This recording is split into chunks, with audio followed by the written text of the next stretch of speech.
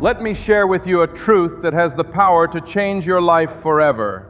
When you try to keep everything under control by yourself, you are carrying a burden you were never designed to hold. Life will crush you if you choose to act like God instead of trusting God. Stress, fear, regret, and confusion will overwhelm you when you depend only on your own strength.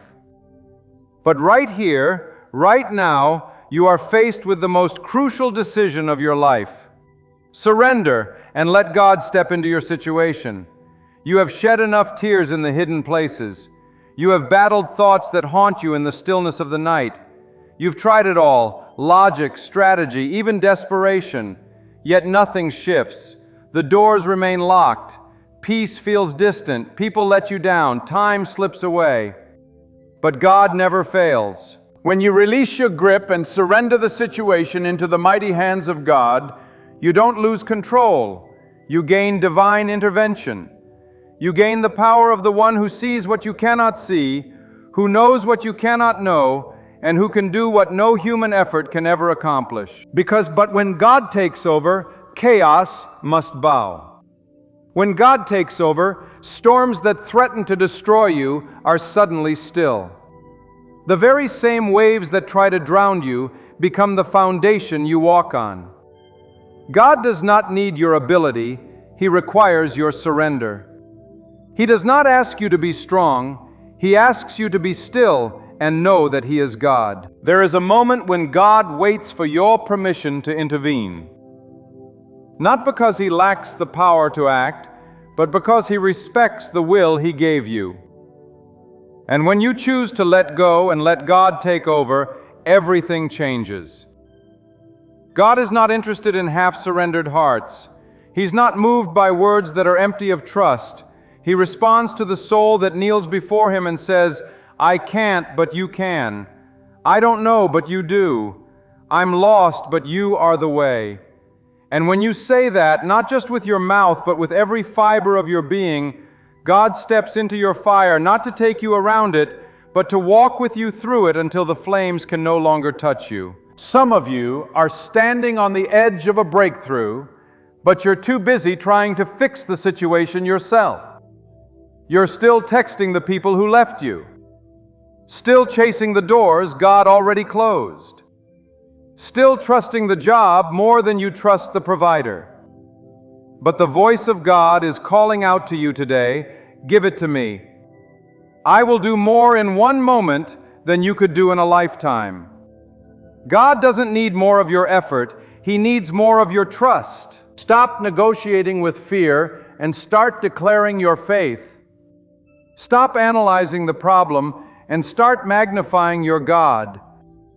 If the burden has become unbearable, it's because it was never meant to be carried by you alone.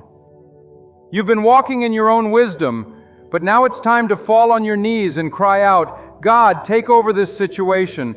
Take over my pain. Take over my decisions. Take over my life." Let me tell you something bold and true. What you see as a crisis, God sees as a construction site. He is building something eternal in the middle of your pain.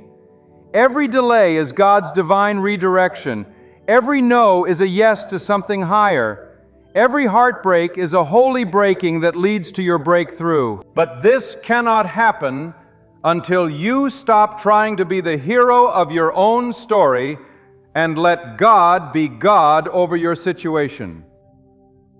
You cannot hear God clearly when your mind is full of panic. You cannot see God's way when you're blinded by your own plans. There must come a moment when you lay it all down and say, "Even if I lose everything, as long as I have God, I have more than enough." That kind of surrender shakes the gates of hell. That kind of surrender moves the heart of God. It doesn't matter how far you've fallen, how long you've waited, or how impossible it seems. If God can part the sea, He can part the situation that's blocking your destiny. If God can bring water from a rock, He can bring a miracle out of your mess. If God can raise the sun every morning, He can raise your hope from the dead. The question is not, can God?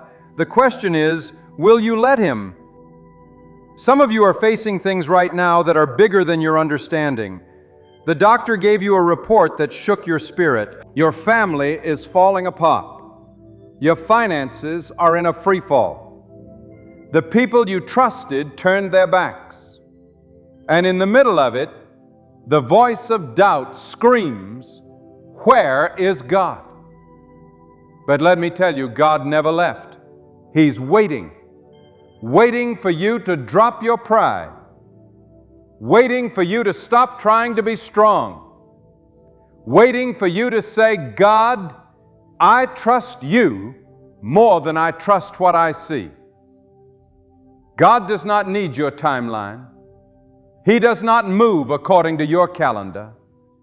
He does not obey the rules of this world. When God takes over, time bends to His will. Natural laws bow to His command. What was delayed is suddenly accelerated. What was dead is suddenly alive. What was broken is suddenly whole. But you must make room for Him. You must clear out the fear, the control, the doubt, the resentment, and let God move.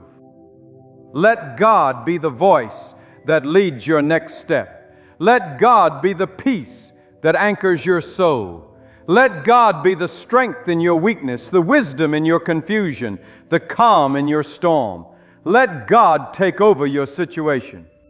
And you will discover a level of freedom, power, and victory that no human hand can provide.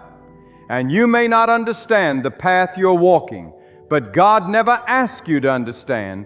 He asked you to trust. You may not feel strong enough to face what's ahead, but God never asked you to be strong. He asked you to rest in His strength. You may not know the answer, but God is not asking you to solve it. He is asking you to believe that He already has. When God takes over your situation, He doesn't just fix the surface, He transforms the root. He doesn't just remove the storm, He teaches you to sleep through it. He doesn't just take away the pain, He turns it into purpose. But the key is surrender, not partial surrender, not temporary surrender. If you've tried everything else and nothing worked, maybe that's because God was never meant to be your last resort. He was meant to be your first response. If you're tired, that's a sign that it's time to let go. If you're anxious, it's because you're trying to control what only God can carry. If you're confused, it's because your eyes are on the problem instead of the promise keeper. God is calling you deeper, beyond the shallow waters of human solutions, beyond the quick fix answers, beyond the temporary distractions, into the deep waters of faith, where you lose sight of the shore and trust that God will carry you, into the place where peace makes no sense and joy defies circumstances, into the place where miracles become your testimony because you had the courage to let go. Right now, this very moment, speak to your situation. Declare that it is no longer in your hands. It is in the hands of the one who holds the universe. Say to your fear, "You are no longer my master." Say to your past, "You are no longer my prison." Say to your burden, "You are no longer my identity." Let God take over, and watch how your midnight turns to morning, how your pain becomes praise, how your waiting becomes witness to the faithfulness of God. Don't let another day go by trying to do what only God can do. Don't let another night steal your peace when the Prince of Peace is offering to carry your storm. You were not created to carry anxiety, fear, shame, or regret. You were created to trust God, to walk with God, to be carried by God. Let God take over, and you will finally breathe the air of true freedom. Not the kind of freedom the world promises through wealth or power, but the kind of freedom that sets your soul at rest. You see, there is a heavy burden that comes from self-dependence. There is a silent torment in trying to control what was never yours to control. But when you step aside and invite God to take the wheel, you shift from struggling to surrender, from panic to peace, from pressure to purpose. The most powerful moment in your life will not be when you achieve your dreams, but when you realize that God's plan is far greater than anything you ever dared to imagine. You've been standing at the edge for too long, asking questions that echo with no answers. Why isn't it working? Why is nothing changing? Why does it feel like I'm walking in circles? But maybe the answer is not found in another strategy. Maybe the answer is in a sacred silence that says, God, I give it all to you. When God takes over, confusion turns into clarity. The fog lifts. The pieces that once didn't make sense begin to form a pattern. And you realize that all along God was writing a masterpiece. You just couldn't see it because your hands were covering the canvas. Some of you have mistaken motion for progress. You've been busy making calls, sending messages, moving from one place to another. Yet you remain stuck because human effort without divine guidance is like rowing a boat against the wind. You're exhausting yourself but going nowhere. But when God steps in, He speaks to the winds and they obey. He calms the sea without a struggle. The same circumstances remain, but the power behind them shifts. And you will know without a doubt that this is not your doing. This is the hand of God moving in power. Let God take over your emotions, and you will find that peace is not a destination, it's a presence. You've tried to suppress the pain, to hide the tears, to pretend you're fine. But God doesn't ask you to be perfect, He asks you to be honest. When you bring your brokenness before Him, you don't meet condemnation, you meet compassion. And that compassion is not weakness, it is the purest strength. God knows what you carry. He sees the silent battles, the hidden fears, the things you've never told anyone. And still He waits not to judge you, but to heal you. But healing can only begin when you release the grip you have on your suffering and hand it over to the only one who can restore your soul. You've been living under pressure to perform, to prove yourself, to be strong when you're falling apart. But God never called you to be impressive. He called you to be obedient. Let God take over your ambition. Let Him redirect your steps, reshape your desires, and refine your motives. Because not everything that glitters is divine. Not every opportunity is a blessing. Sometimes the very thing you're chasing is the distraction that's keeping you from your destiny. But when you let God lead, He will close the wrong doors, no matter how beautiful they look. He will shut the trap, even if it comes wrapped in charm. And He will always steer you away from destruction, even if it means disappointing your expectations. God is not a backup plan. He is the architect of all things. The world may call it a coincidence, but when you walk with God, you know it's His orchestration. Every delay has divine intention. Every detour holds a lesson.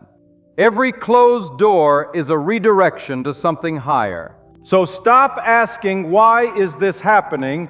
And start declaring, God is in control. That one declaration will change the atmosphere around you. It will shift your posture from defeat to confidence, not in yourself, but in the power of God to complete what He started in you. When you let God take over, you stop reacting and start responding. You stop living in emotional chaos and start moving in spiritual rhythm. God doesn't rush, He establishes. He doesn't panic, He plants. And when He steps into your situation, things begin to align without force. People begin to shift, not because you manipulated them, but because God moved them.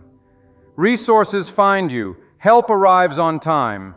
Answers come not from your begging, but from your believing. You must come to a place where you can say, even if I don't understand it now, I trust that God is working something far greater than what I can see. That kind of faith unlocks doors that logic can't open.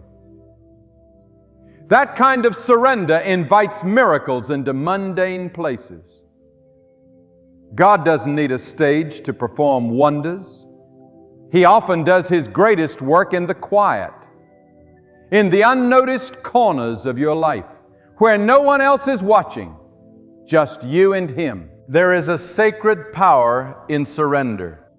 The world tells you to fight harder, to push through, to never let go.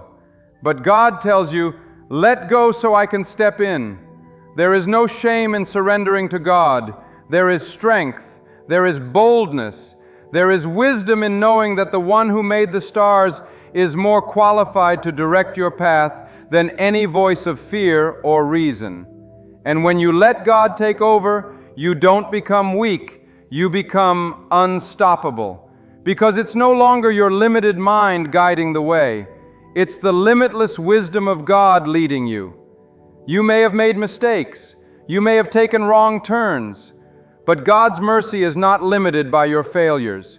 His plan doesn't crumble because of your detours. In fact, sometimes it's your lowest point that becomes your launch point if you place it in God's hands. Don't let guilt keep you from the greatness God still has in store for you. Don't let the past dictate your permission to receive His power. The situation may be messy, but in God's hands, mess becomes meaning. This is not about religion. This is not about rituals. This is about a real, raw, relentless relationship between a soul that is ready to surrender and a God who is always ready to respond. Let God take over your relationships. Stop begging people to stay who were never assigned to your destiny. Stop trusting the opinions of those who don't carry the vision God gave you. When God takes over your relationships, He removes the counterfeit and brings the covenant. He cuts away the distractions and plants divine connections. Let God take over your thoughts. The mind is a battlefield, and many are losing the war in silence. Anxiety is not your identity. Fear is not your future. Doubt is not your destiny. When you invite God into your thoughts, He replaces lies with truth, panic with purpose, and confusion with clarity. You will walk into situations that used to intimidate you and speak with a boldness that didn't come from self-confidence. It came from divine conviction. When God takes over, He does not just rearrange what's around you. He transforms what's within you. You begin to think differently, speak differently, walk differently, live differently. You stop trying to earn favor and start living from the favor you already have. You stop striving for validation and start walking in the power of divine approval. That kind of transformation only comes from complete surrender. So take your hands off the wheel. Put your plans, your fears, your future, your pain, put it all before God and say, "This belongs to you now."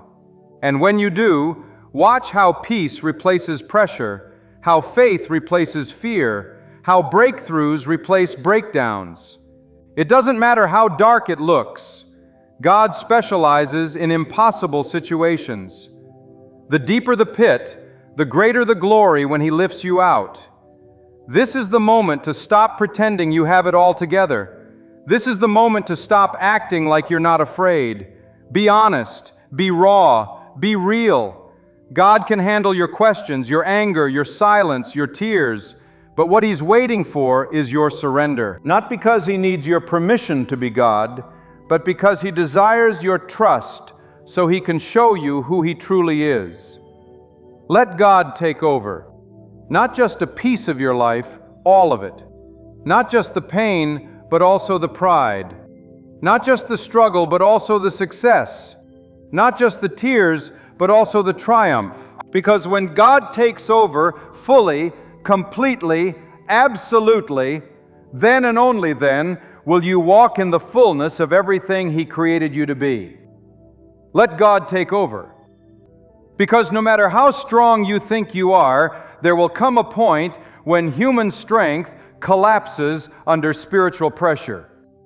There will come a day when intellect won't be enough, when experience fails you, when resources run out, and when every plan you design begins to fall apart in your hands.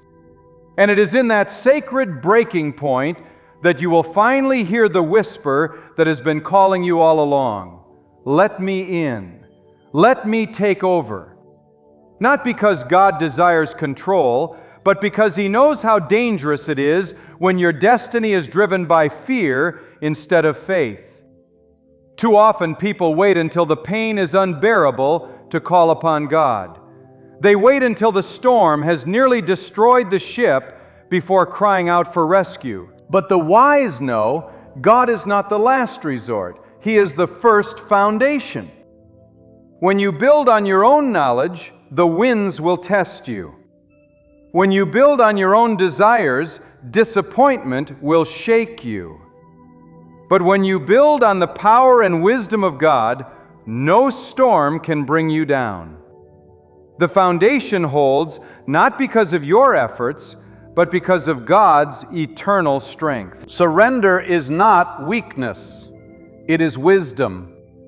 It takes strength to recognize that the weight of your world is safer in the hands of the one who created it. Let God take over the questions that keep you awake at night, the what ifs, the why nots, the when will it happen. You were not created to be tormented by timelines or paralyzed by uncertainty. You were created to walk in trust. And trust doesn't demand explanations. It rests in assurance. When God speaks peace into your heart, that peace will defy every piece of evidence against it. There's a difference between surviving and living. Some are merely existing, counting days, dragging their feet, breathing but not alive. But when God takes over, the breath in your lungs becomes purpose in your bones. You don't just wake up, you rise up. You don't just face another day, you walk into it with divine confidence, knowing that wherever you go, God goes before you. That is the life of a person who has given full authority to no matter what comes, they remain unshaken. Not because of arrogance, but because of alignment. And when God takes over, your perspective, even pain, looks different. You stop asking, why am I going through this? And start declaring, God is doing something in this. The fire no longer feels like punishment. It feels like preparation. The waiting no longer feels like denial. It feels like development. You stop cursing the silence and start honoring it, because you know God often works the most when He seems the quietest. That is the maturity of surrender. When your faith is not shaken by what you see, but strengthened by who you know God to be. Let God take over your words. Words have the power to build or destroy. And too many lives are trapped under the weight of careless speech. But when God takes control of your tongue, your mouth no longer speaks doubt, it declares destiny. Your voice no longer echoes fear, it proclaims freedom.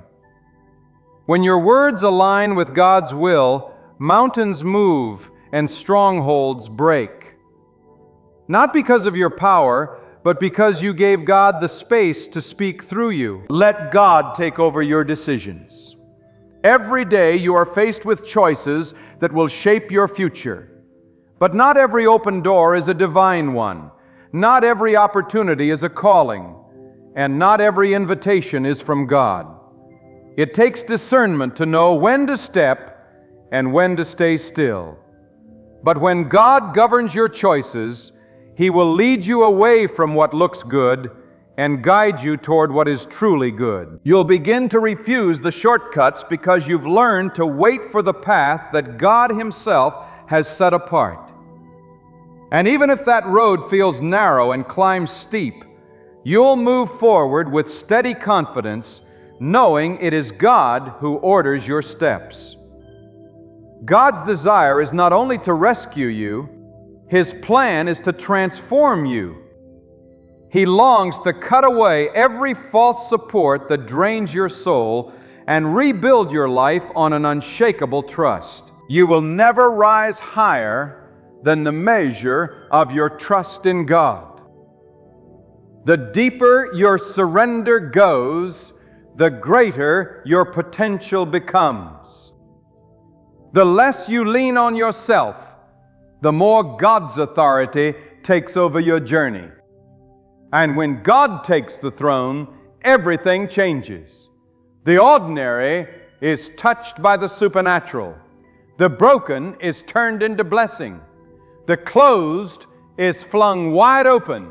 Some of you are in a spiritual wilderness.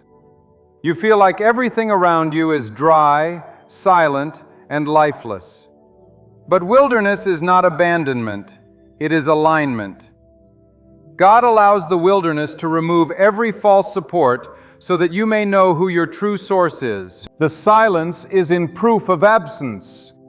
It's the preparation for an outpouring. And when you surrender your situation in the wilderness, God will cause rivers to burst forth in the desert. He will make the barren fruitful. He will speak life into places you gave up on. Let God take over your past.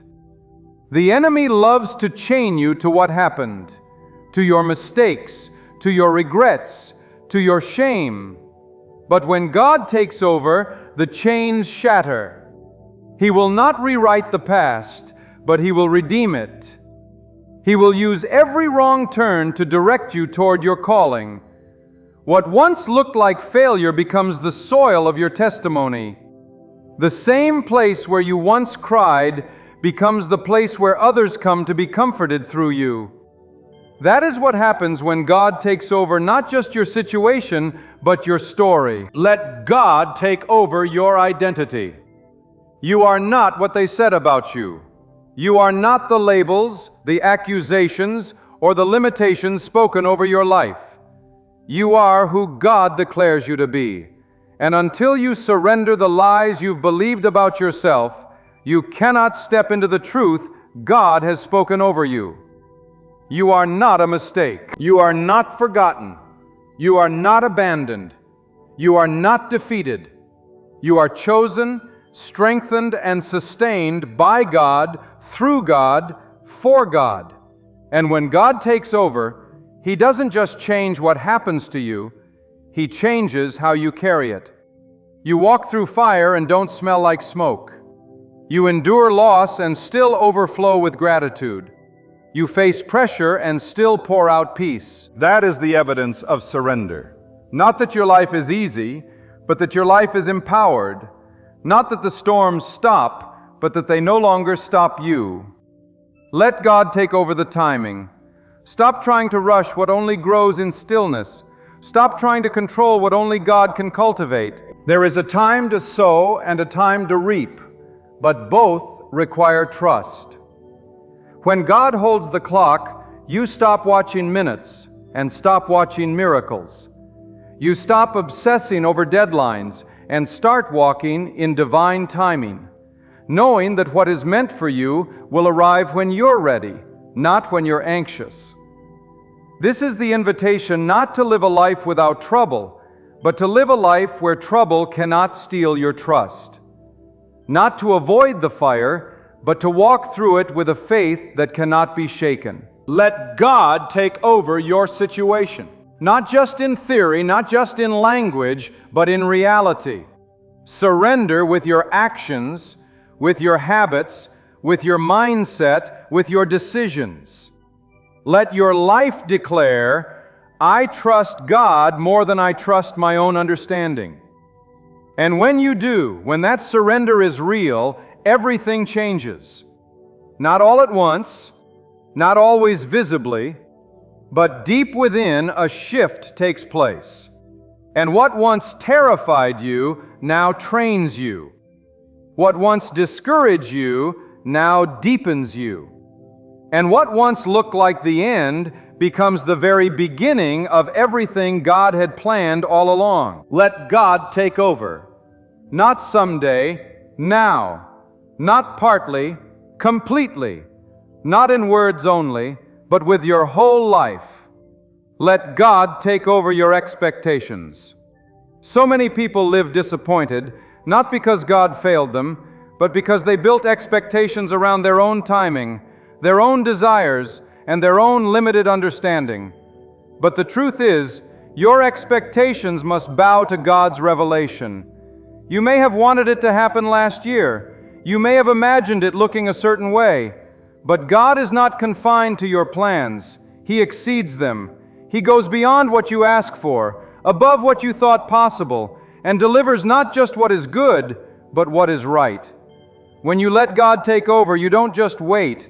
You wait with assurance because you know what is coming is designed by the one who cannot fail. Let God take over your silence.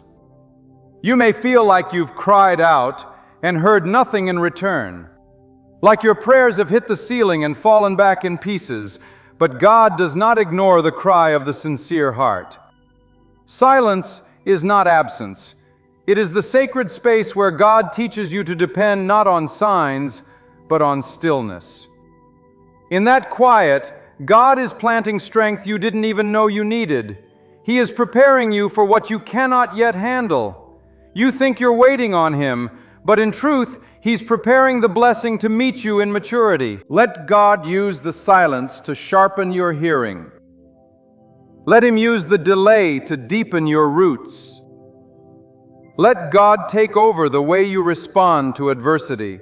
There is a temptation to strike back when wrong, to defend yourself when misunderstood, to control the outcome when things seem unfair. But when you truly let God take over, you no longer act out of emotion. You respond from a place of divine restraint.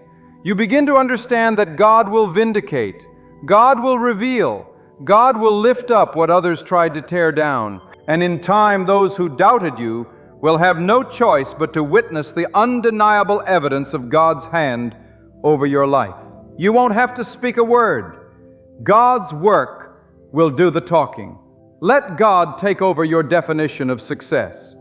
The world teaches you that success is measured by numbers, fame, recognition, and wealth. But when God defines your success, He uses a different scale. In the eyes of the world, you may look like a nobody. But in the eyes of God, your obedience makes you unstoppable. When God takes over, the applause of people no longer feeds your identity. You no longer hustle for validation because your worth is no longer up for debate. You walk into rooms without fear, not because you are trying to impress anyone, but because you are already approved by the one who sent you. Yes. See? You know yes. See, let God take over your battles. Stop fighting wars in your own strength. Stop responding to every insult, every betrayal, every attack. Some battles are not yours to fight, they are God's. He is your defender. He sees what you cannot, hears what you do not, and strikes when you least expect it. When you step back and let God take the battlefield, you will see victories without lifting a hand. You will see people removed, plots exposed, traps dismantled, not by your cleverness, but by God's precision. The most powerful move you can make in a battle is to step aside and let God have full command. Let God take over your mornings. The first moments of your day determine the posture of your heart. Don't let the first thing you reach for be your phone. Let it be your focus on God. When you give God your mornings, you are not just starting your day, you are inviting divine alignment. You are declaring that no matter what news comes, no matter what pressure arises, you are anchored. And that anchoring doesn't come from motivational speeches or fleeting emotions. It comes from the steadfast presence of the one who holds the entire day in his hands. Let God take over the hidden places, the ones no one sees, the secret fears, the quiet insecurities, the private sins. You can fool others, you can even lie to yourself, but you cannot hide from God. And the beauty of surrender is that when you stop pretending, God starts healing. When you drop the mask, God begins the makeover. Not from the outside in, but from the inside out. He reshapes your heart, rewrites your motives, and reawakens the purpose that pain buried. Don't fear the exposure. God does not uncover to shame. He uncovers to restore. Let God take over your parenting, your leadership, your decisions. Because even in roles of influence, you are not the ultimate source. You are a vessel, a steward, a temporary carrier of something far greater than yourself. And when you try to lead without God, you will burn out. You will break under the pressure.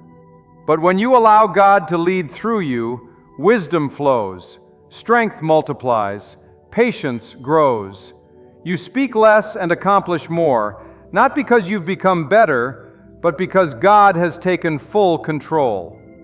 Let God take over your dreams. Yes, the ones that feel delayed, impossible, or dead. Just because something hasn't happened yet doesn't mean God has forgotten. Time is not a threat to God's plan. It's a tool in His hand. You may be walking through years of waiting, but those years are not wasted. When God takes over, He does more in a moment than you could do in a lifetime. That dream buried in your heart, it's not over. It's just being refined. And when the time is right, it will rise from the ashes stronger than before and soaked in the glory of God's fingerprint. Let God take over your habits. You cannot carry divine power and remain enslaved to destructive patterns. There are things you must release in order to rise. There are comforts you must confront and cycles you must surrender. God cannot fill what is already full of compromise. You must make room. Let Him clean out what's contaminating your spirit. Let Him remove the things you've grown attached to, the things you've called normal, but that have been slowly stealing your spiritual authority. When God takes over your habits, transformation becomes visible. You begin to glow with clarity, discipline, and fire. Let God take over your fears. Fear is a liar dressed in logic. It convinces you to stay where it's safe, to avoid the unknown, to build walls instead of faith. But fear is no match for the one who split seas and raised nations from nothing. When you let God take over, fear doesn't vanish instantly, but it loses its power. You begin to walk in boldness, not because you have no fear, but because you've given it no authority. God becomes your courage, God becomes your light, and every step you take becomes a testimony that trust in Him silences every lie of the enemy. Let God take over your time. So much is wasted on distractions, entertainment, comparison, and chasing what has no eternal value. But when God takes over your time, every moment becomes sacred. You begin to discern what matters. You stop rushing. You stop running. You start living with intention. And your time, once filled with clutter, now becomes a garden where peace, clarity, and purpose begin to grow. Time submitted to God is never lost. It's multiplied, stretched, blessed, and used to shape the very character He desires to cultivate within you. Let God take over your legacy. What you leave behind is not measured in possessions, but in the impact of your obedience. A life surrendered to God becomes a ripple that spreads through generations. Children rise with stronger faith. Communities shift because one life chose to be fully led by God. You may never see the full fruit of your surrender, but rest assured, Every seed planted in faith will rise in season. What you do in obedience today creates breakthroughs for those you may never meet. Let God take over, not because it sounds good in a moment of desperation, but because it is the only way to truly live. You were not created to carry the weight of the world. You were created to be carried by the one who made it. God doesn't just want to walk beside you, He wants to take the lead. He wants to step into your chaos, your confusion, your uncertainty, and bring order, clarity, and strength. Not just for today, but for every step forward. Let go of the illusion of control and take hold of the only truth that can never be shaken. When God takes over, victory is no longer a hope, it becomes your reality. Let God take over because your life was never meant to operate on human wisdom alone. What you can figure out with your mind is limited, but what God can unfold in your life is infinite. There is a dimension of breakthrough that can only be accessed when logic is silenced and surrender speaks louder than your thoughts. As long as you are leaning on your own understanding, you are cutting yourself off from divine revelation. You're trusting a flashlight when God is offering you the sun. Human intellect can guide you for a moment, but only the wisdom of God can establish your destiny for eternity. There are moments when you think the delay is punishment, but God is actually protecting you. He sees what is ahead. He hears conversations you don't. He knows intentions that have never been spoken. So when God closes a door, don't kick it down. Thank Him. When God removes someone from your life, don't chase them. Praise Him. When the opportunity slips through your fingers, don't collapse in sorrow. Stand still and say, God, I trust your plan more than I trust my own desire. That level of surrender will separate you from the world and align you with the flow of divine favor. Let God take over your reputation. Too many are bound by the need to be understood, to be liked, to be approved by people who didn't call them, who didn't create them, and who don't hold their future. Stop defending yourself before people when God is already defending you in places you cannot see. There's a power that comes when you no longer need validation from voices that have no authority over your purpose. The only approval that matters comes from God, and when you fully surrender to Him, you stop living for applause. You live for alignment. Let God take over your nights. The hours when the world goes quiet and your thoughts become the loudest. The moments when anxiety creeps in and regret keeps you awake. God doesn't sleep and He doesn't want you tormented through the night. When you place your life in His hands, even your rest becomes protected. Your mind begins to settle, your heart begins to slow, because the one who created the stars is also holding your tomorrow. There is a deep calm that descends on the soul when it knows that God is not fear, is the one in charge. Let God take over your health. When your body is weary and the doctors have said all they can say, there is still another report. The report of God, the one who formed every cell, who breathes life into every organ, who designed your body before you were even aware of yourself. No sickness is too great, no diagnosis too final, no condition too complex for God to reverse.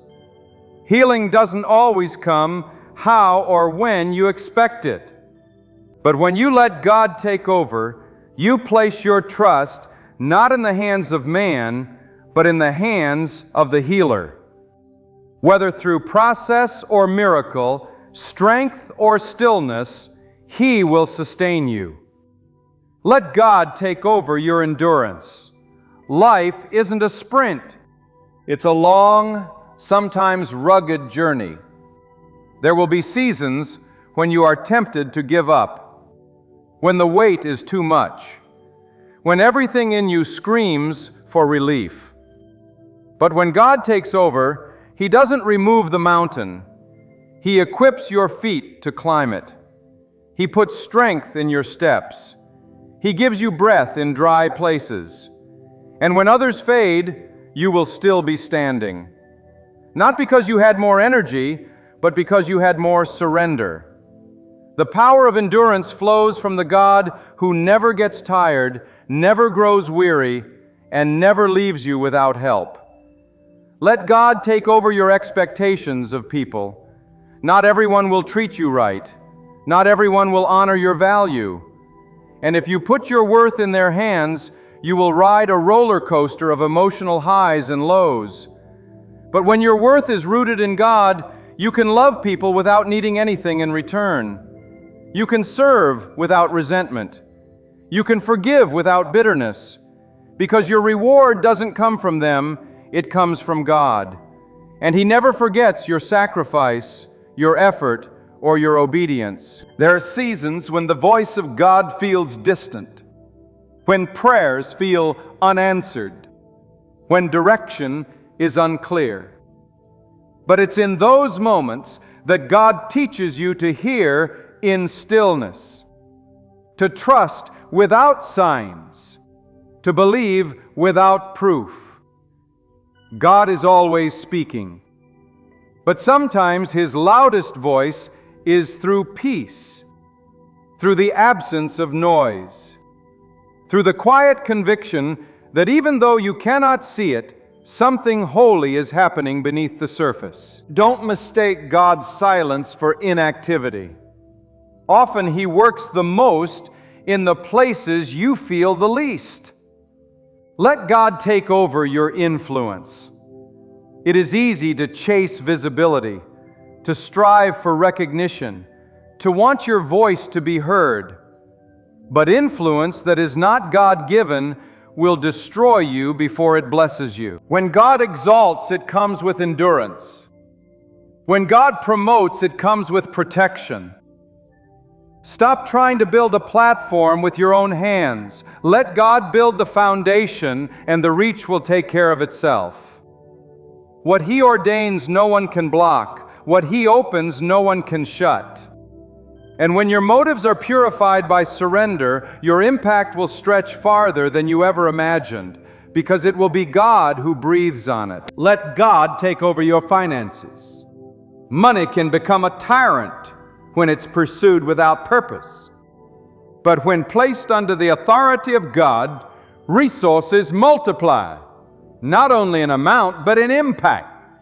He provides, but He also instructs. He opens doors, but He also teaches discipline. He grants abundance, but He also demands stewardship. When God takes over your finances, you are no longer ruled by scarcity or greed. You give generously, live wisely, and walk in supernatural provision, not because of luck or strategy, but because of divine order. Let God take over your generational patterns, the cycles that have repeated through your bloodline. Fear, addiction, poverty, dysfunction can be broken when you surrender them to God. You are not bound to repeat what came before you. God can interrupt the flow of generational dysfunction and birth a new lineage through your obedience. You may be the first to fully trust God in your family, the first to break away from toxic habits, the first to raise your children in wisdom. And when God takes over, your life becomes the turning point, not just for you, but for generations to come. Let God take over your final word. There are things people have spoken over you that you must no longer accept. Words of limitation, words of doubt, labels of failure. Let God be the only voice that defines your identity. When He speaks, every lie must fall silence. His word is not a suggestion, it is truth. And when God takes over, His truth becomes your shield, your compass, your foundation. What others said no longer controls you, because you are anchored in what God has declared. Let God take over. Not just when things fall apart, but even when things are going well. Sometimes success can be more dangerous than struggle. When triumph arrives, pride often sneaks in. The illusion of self-reliance can overshadow our true dependence. Yet a heart surrendered to God gives Him honor not only in seasons of lack, but also in times of plenty. Worship doesn't wait until the war is over. It rises even as you push up the mountain. Seeking Him isn't just for the broken, it's also for the whole, because you recognize that every breath you take, every ounce of strength in your body, every clear thought in your mind is upheld by His power. Let God have full control. True surrender leaves no middle ground. It demands all or nothing.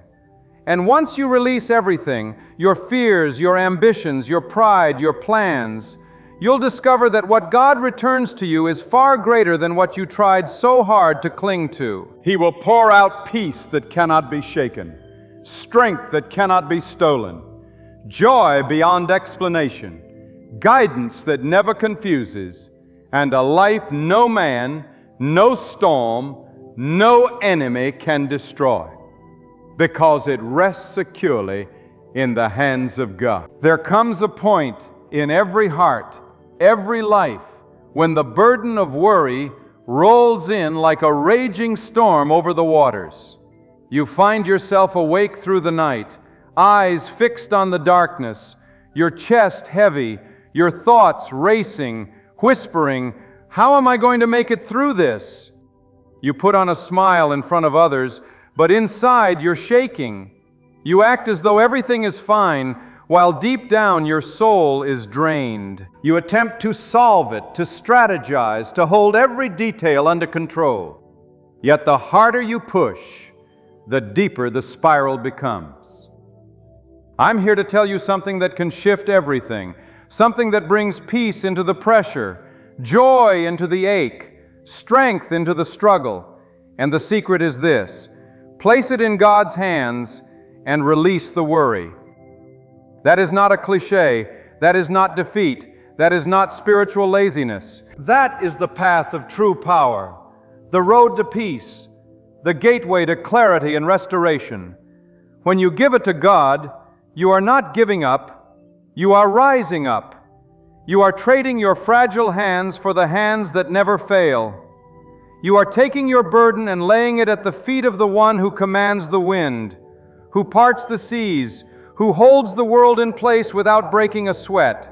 When you truly give it to God, you are declaring, "I trust you more than I trust myself. I believe you can do what I cannot. I surrender not out of fear, but out of faith." Hurry has become the silent epidemic of our generation. People are drowning in anxiety, suffocating in silence, worn down by thoughts of what could go wrong. They're addicted to the idea of control, as if they can somehow fix every broken piece through effort alone. But the truth is, worry is a thief. It steals your time. It steals your focus. It steals your worship. It takes your energy and drains it into fears that often never even come true. God did not design your heart to carry the whole world. God designed your heart to trust Him. What if I told you that the very situation you're trying to fix is the one God is using to teach you to let go? What if the delay is not denial, but divine discipline? What if your worry is the wall that's blocking your breakthrough? You can't move forward if your hands are full of fear. You can't walk in the path God has laid before you if your mind is constantly running in circles. You must make the choice. Will I try to manage everything, or will I give everything to God? God is not a last resort. God is not a backup plan. God is not waiting for you to reach your limit so He can step in. God is waiting for you to choose Him from the start. Give it to Him before it breaks you. Give it to Him before it drowns you. Don't wait until you're shattered and gasping. God is ready now. Right now. In this very moment, God is listening. The secret is not in finding a new strategy, a new resource, or a new escape plan. The secret is surrender. Not the kind of surrender that leaves you powerless, but the kind that makes you unstoppable, because God is now fighting your battles. Some people say, if I don't worry, I'll lose control. My friend, you were never in control. That's the illusion. You were managing details, trying to predict outcomes, obsessing over what-ifs. But the future has never been in your hands. God holds tomorrow. God shapes destinies. God moves mountains in silence. You are not supposed to carry the crushing weight of what's next. You are supposed to walk in faith, trusting that God sees what you cannot. And God never sleeps.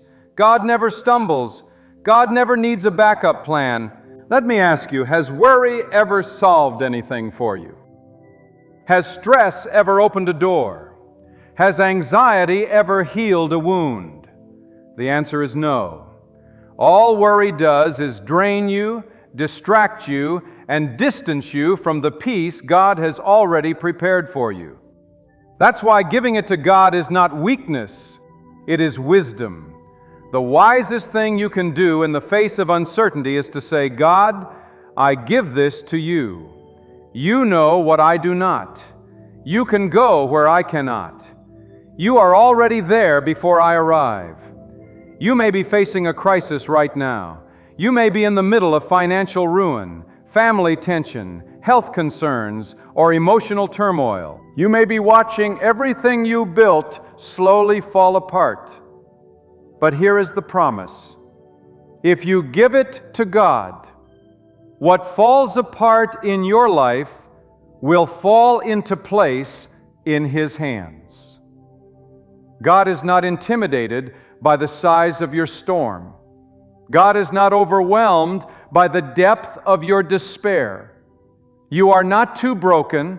Your situation is not too far gone. When you stop worrying and start trusting, you will see the hand of God move in ways you never imagined.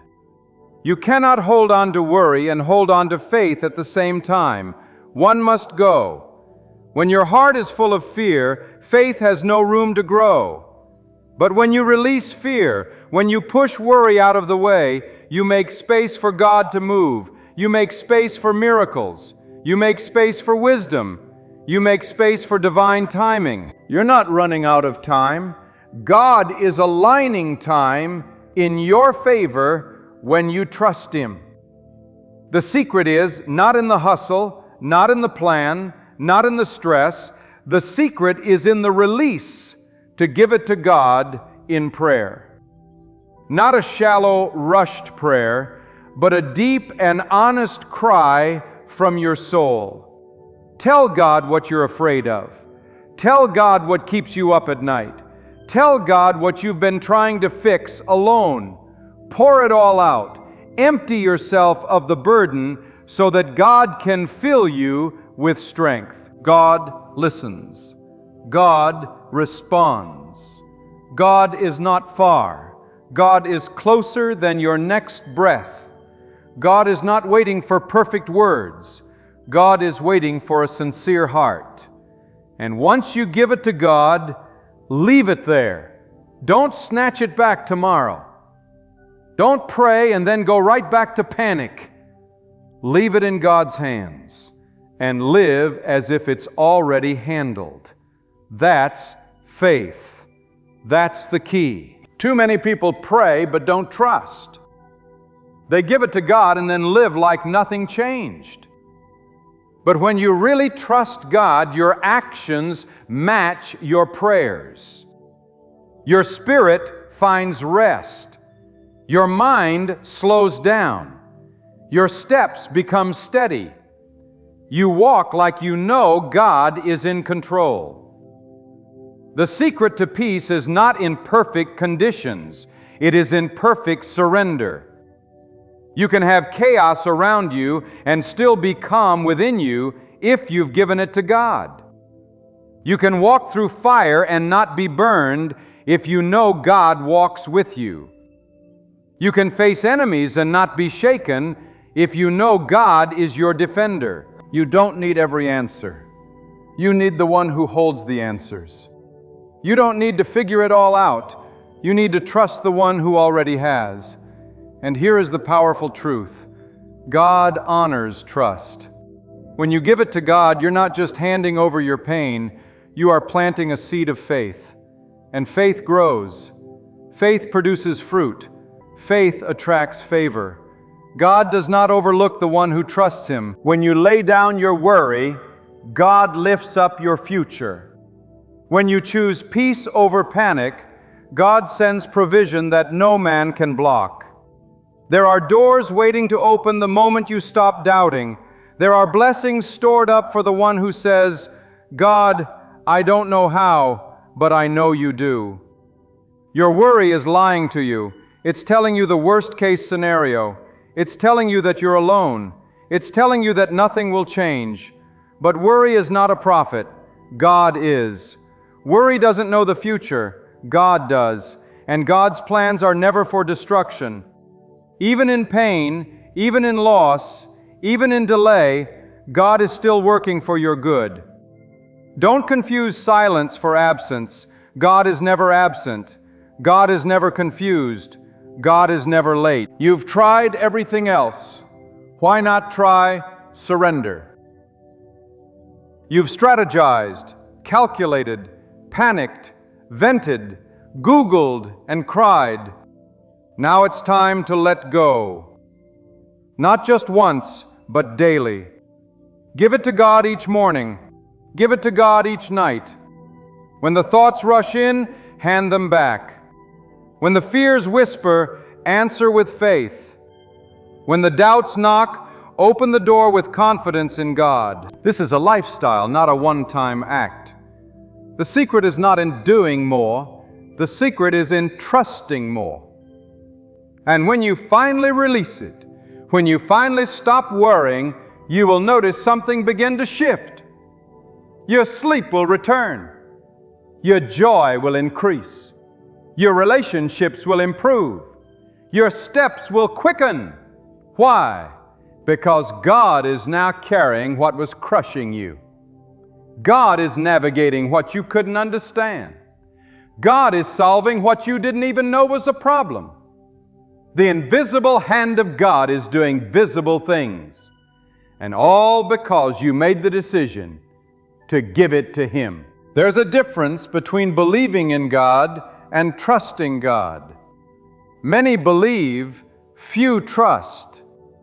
Trust is deeper. Trust says, even if I don't see it yet, I know you're working. Trust says, even if it's taking longer than I thought, I still won't worry. Trust says, even if I feel afraid, I won't act out of fear. I will act out of faith. That kind of trust moves heaven. That kind of trust unleashes blessing. That kind of trust silences the voice of fear and invites the voice of God. Here, you must understand, your peace is not determined by the absence of problems, but by the presence of trust. Trust in God is not passive. It is a living, breathing, powerful act of spiritual defiance against fear, doubt, and confusion. It is to stand firm when everything around you is shaking. It is to say, I may not know what tomorrow holds, but I know who holds tomorrow. And when you reach that place where your soul anchors itself in God, you will begin to walk through storms without drowning. You will begin to carry burdens without being crushed. You will begin to live above the noise of life because your ears are tuned to a higher voice, the voice of God. Worry is not just a habit. It's a spiritual battle. Every time your thoughts spiral into anxiety, you are stepping into a battlefield of the unseen. But you are not unarmed. You have the weapon of surrender. You have the shield of faith. And above all, you have access to the one who speaks and chaos bows. God is not limited by time, resources, or human ability. What seems impossible for you is a whisper for God. What feels like the end for you is the beginning of something divine in His hands. But it all begins when you say, God, I release this. I will not hold what you have called me to hand over. It is not your job to control everything. It is your calling to trust the one who can. Control is an illusion. You can't control other people's choices. You can't control the timing of outcomes. You can't control the seasons of life. But you can choose to trust God in every circumstance. And that choice unlocks power. That choice releases peace. That choice transforms chaos into calm. When you let go of what you can't control, you make room for God to show you what He's had planned all along. Some of you are weighed down because you're still holding on to things God told you to release a long time ago. You're holding on to old pain, old regrets, old failures, toxic relationships, financial fear, uncertain futures, and every day you carry it. You rob yourself of the joy that God is trying to pour into your life. When you clutch tightly to your own understanding, you block the very blessing you're praying for. Let go. Let it fall. If it is meant for your life, God will restore it. If it is not, God will replace it. Either way, you win when you trust Him. Ben Bendick lives within us. That is a short. And don't think that surrender means doing nothing. Surrender means doing the right thing. Trusting God while you walk in obedience. You do your part and you leave the rest in God's hands. You stay faithful, stay honest, stay prayerful, stay pure in heart, and God takes care of the outcome. You don't have to manipulate the process. You don't have to bend your integrity to make things happen. God honors those who walk uprightly, those who choose trust over tricks, faith over shortcuts, patience over panic. God is not watching your situation in confusion. God is not pacing the floor of heaven trying to figure out how to help you. God already has a plan, a perfect one. But He waits for you to stop grabbing the wheel so He can drive the vehicle of your destiny. You're not meant to carry the stress of every outcome. You're meant to walk each step in faith and let God be the author of your results. There is no peace in the place of control. There is only peace in the presence of surrender. And listen, this is not a one-time decision. This is a daily discipline. You must wake up every morning and say, today I will not be ruled by worry. Today I give it to God. And every time worry tries to creep in, say it again. Speak it out loud if you must. Declare it with your whole being, because fear has a voice, but so does faith. You can choose which one gets the microphone in your mind. You can choose which one shapes your actions. The world may shake, but your spirit doesn't have to. Why? Because you placed your trust in the unshakable. Some of you are carrying the burden of waiting. You've prayed, but you haven't seen the answer.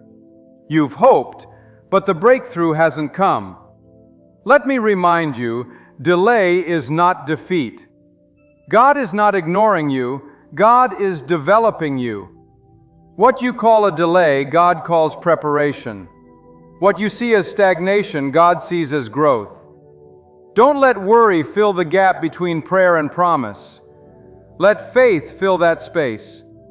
Let peace be your companion while you wait. Give your timetable to God and trust that His timing is perfect, even when it feels late. There are blessings that only come when you stop striving and start resting in God's power. Resting does not mean doing nothing. It means trusting while you keep walking forward. It means you don't panic when doors close. It means you don't give up when the path gets hard. You know God is still guiding you, still providing for you, still working all things together for your benefit. Even the things you don't understand, especially those things. When you stop worrying, you create an atmosphere where miracles can grow. You silence the noise that drowns out God's guidance. Worry speaks in the voice of what if. Faith speaks in the voice of even if. Even if it gets worse before it gets better, I will not fear. Even if I don't see the full picture, I will trust the one who does. Even if I face giants, I will walk forward knowing that God never sends me into a battle without a victory in mind. You are not alone. Even now, God is surrounding you. You may feel unseen, unheard, forgotten, but that is a lie. God has never taken His eyes off you. God is not distant. He is present in your tears. He is close. In your silence, He listens. In your weariness, He carries you. If you would only stop gripping that worry so tightly, you would feel the gentle strength of His presence lifting you, steadying you, holding you together when everything around you is falling apart. There is a freedom that comes when you give it to God, a holy freedom, a sacred release. You begin to walk differently, speak differently, think differently. You no longer live in fear of what might go wrong because your faith is grounded in what will go right, in God's way, in God's time, through God's power.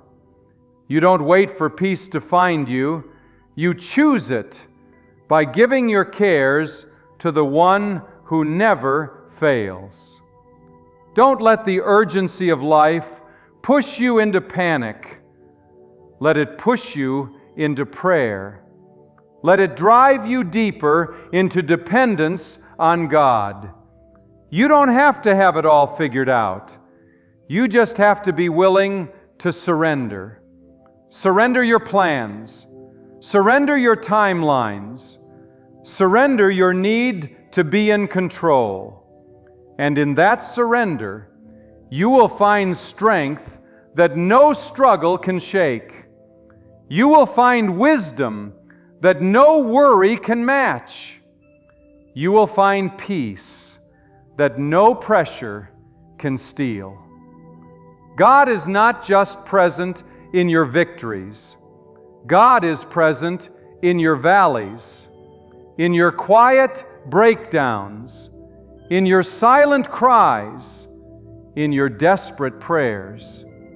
And God responds to the heart that lets go.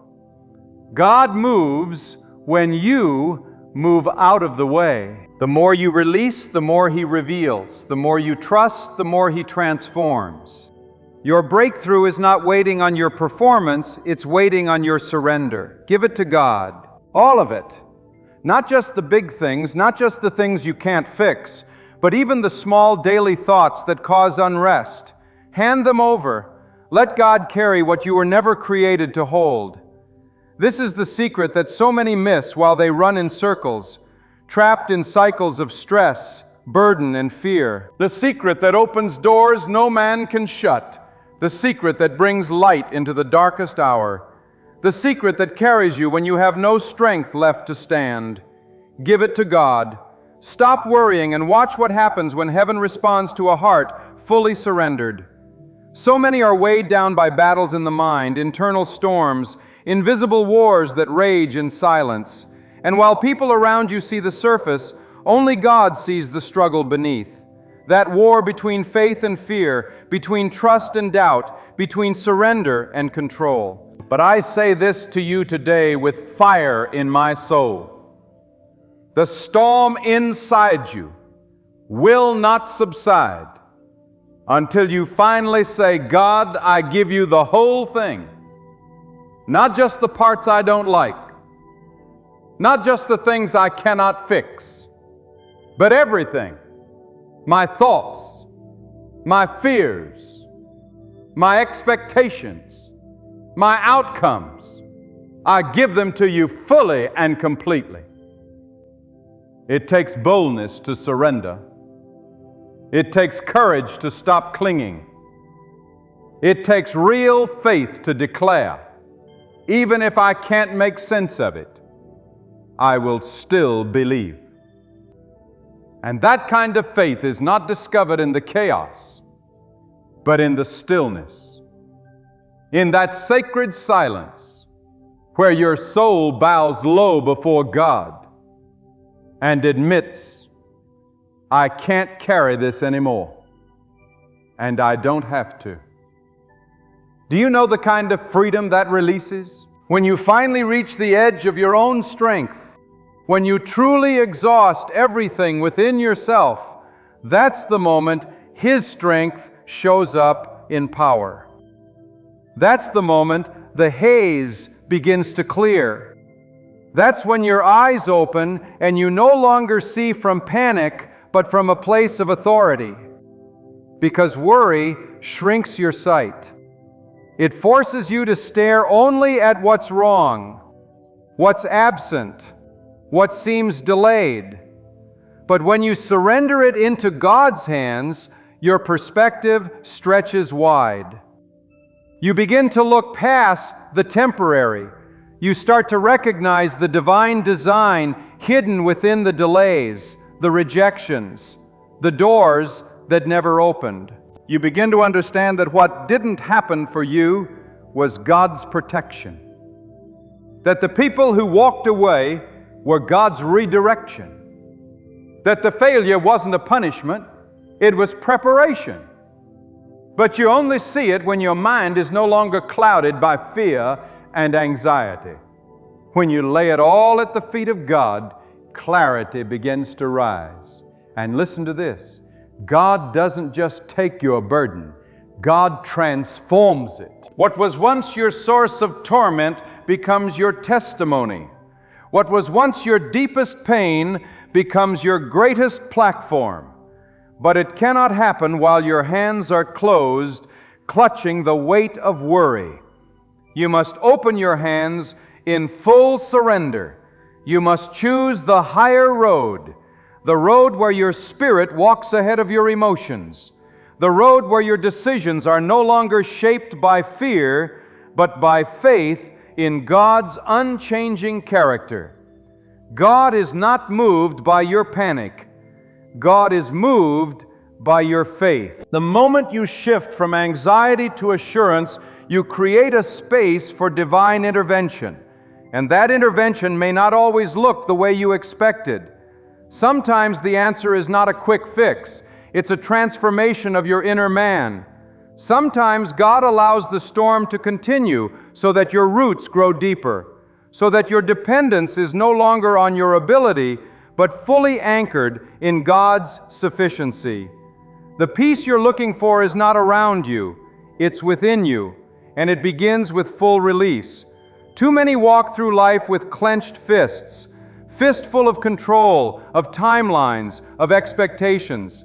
But God responds to open palms and a surrendered heart. When you say, God, take this pain, take this pressure, take this knee, take this future, you are saying, I trust you more than I trust myself. And when that kind of trust is released, the heavens respond. Not always with thunder, not always with signs, but with a stillness, a deep, unshakable stillness that becomes your anchor, even when everything around you feels like it's spinning.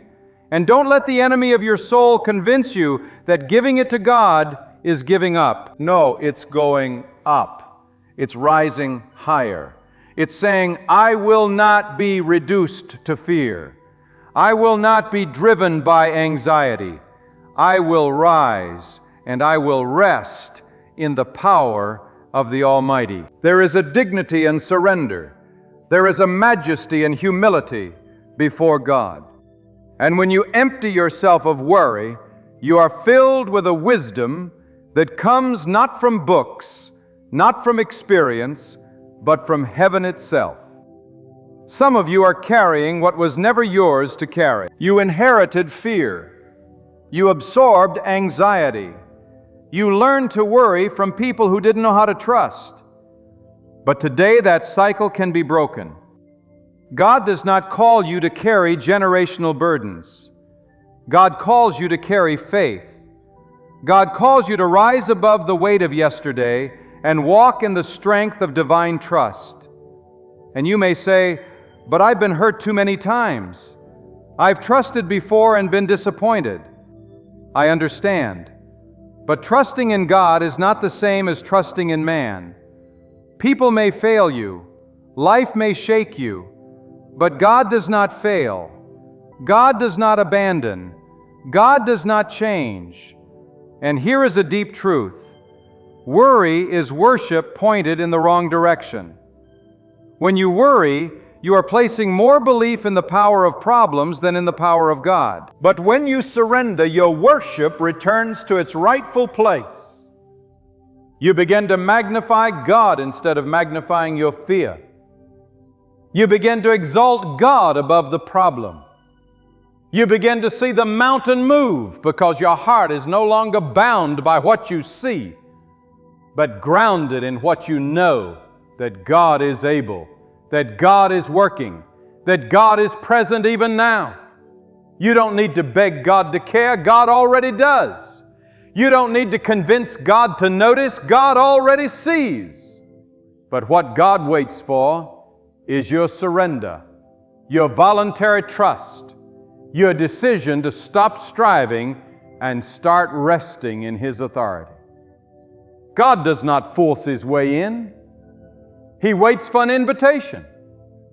And the moment you say, "God, I give this to you," you are opening the gates of heaven for divine strategy, divine alignment, and divine peace. This is not emotional hype. This is spiritual truth. You can choose peace over panic. You can choose trust over torment. You can choose rest over wrestling. But the choice begins with surrender. Not half-hearted, not partial, not temporary, total surrender. Because anything less will still leave room for fear to creep in. And fear tolerated is faith contaminated. You cannot serve two masters. Worry and worship cannot coexist. One must leave. And when you choose to evict worry, worship becomes your constant atmosphere. And underestimate the power of silence before God. Don't think that stillness is weakness. Sometimes the most powerful thing you can do is simply be still and know that God is in control. No more frantic thoughts, no more desperate grasping, just stillness, just trust, just the quiet strength of a soul anchored in divine sovereignty.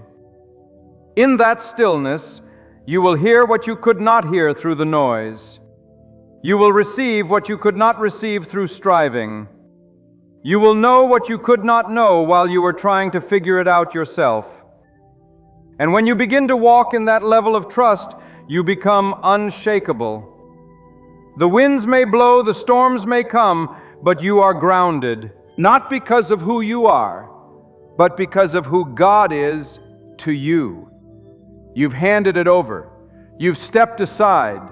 You've allowed God to take His rightful place, not as your assistant, not as your backup plan, but as the sovereign authority over your life. And in that moment, the heavens align. The weight lifts. The confusion breaks. The path begins to clear. You must understand this. The more you try to hold everything together by your own will, the more life will remind you that you are not the author of your story. You are not the architect of your destiny. God is. And as long as you live as if everything depends on your effort, you will be trapped in a cycle of exhaustion. You will run faster, work harder, think longer, stress deeper, and still feel like you're falling short.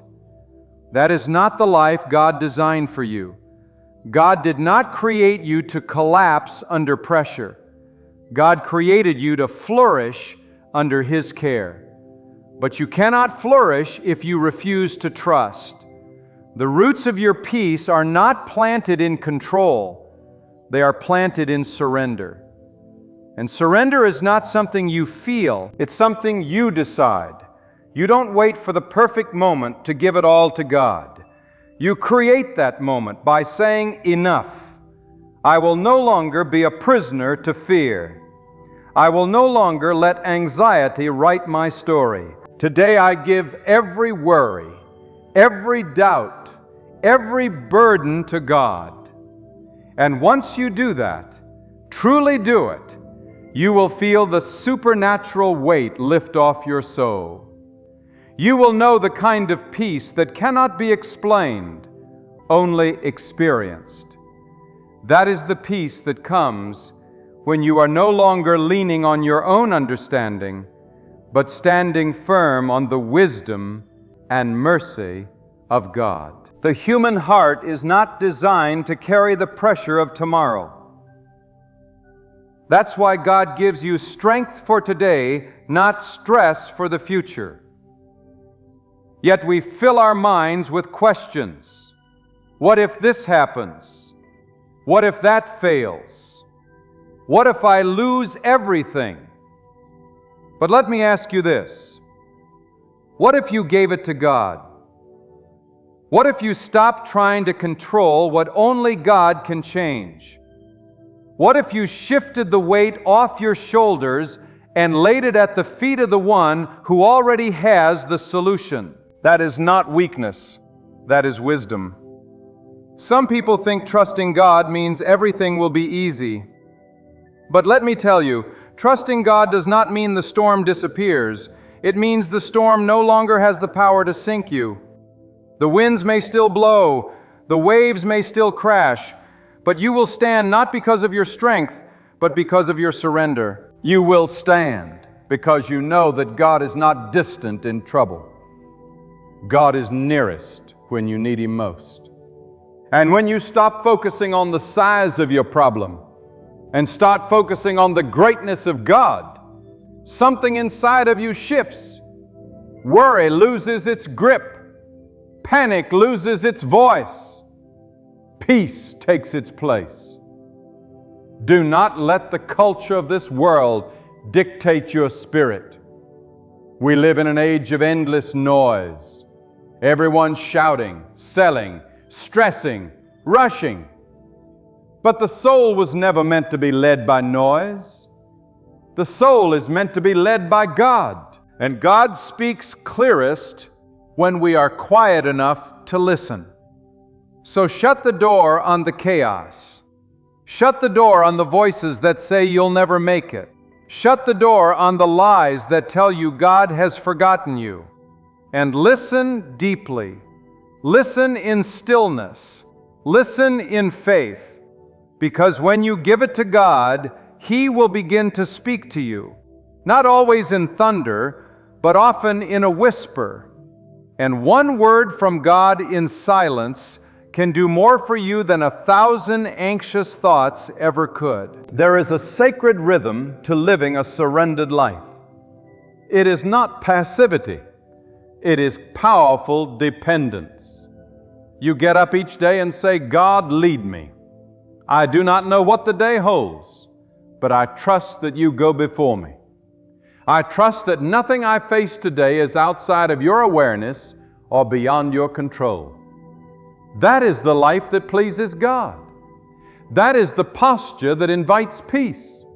And when God sees that your heart is positioned in total trust, He begins to unlock things in your life that effort alone could never achieve.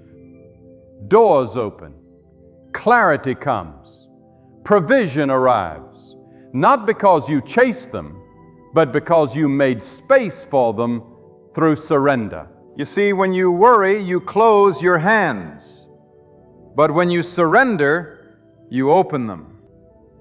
And only open hands can receive what God is ready to give.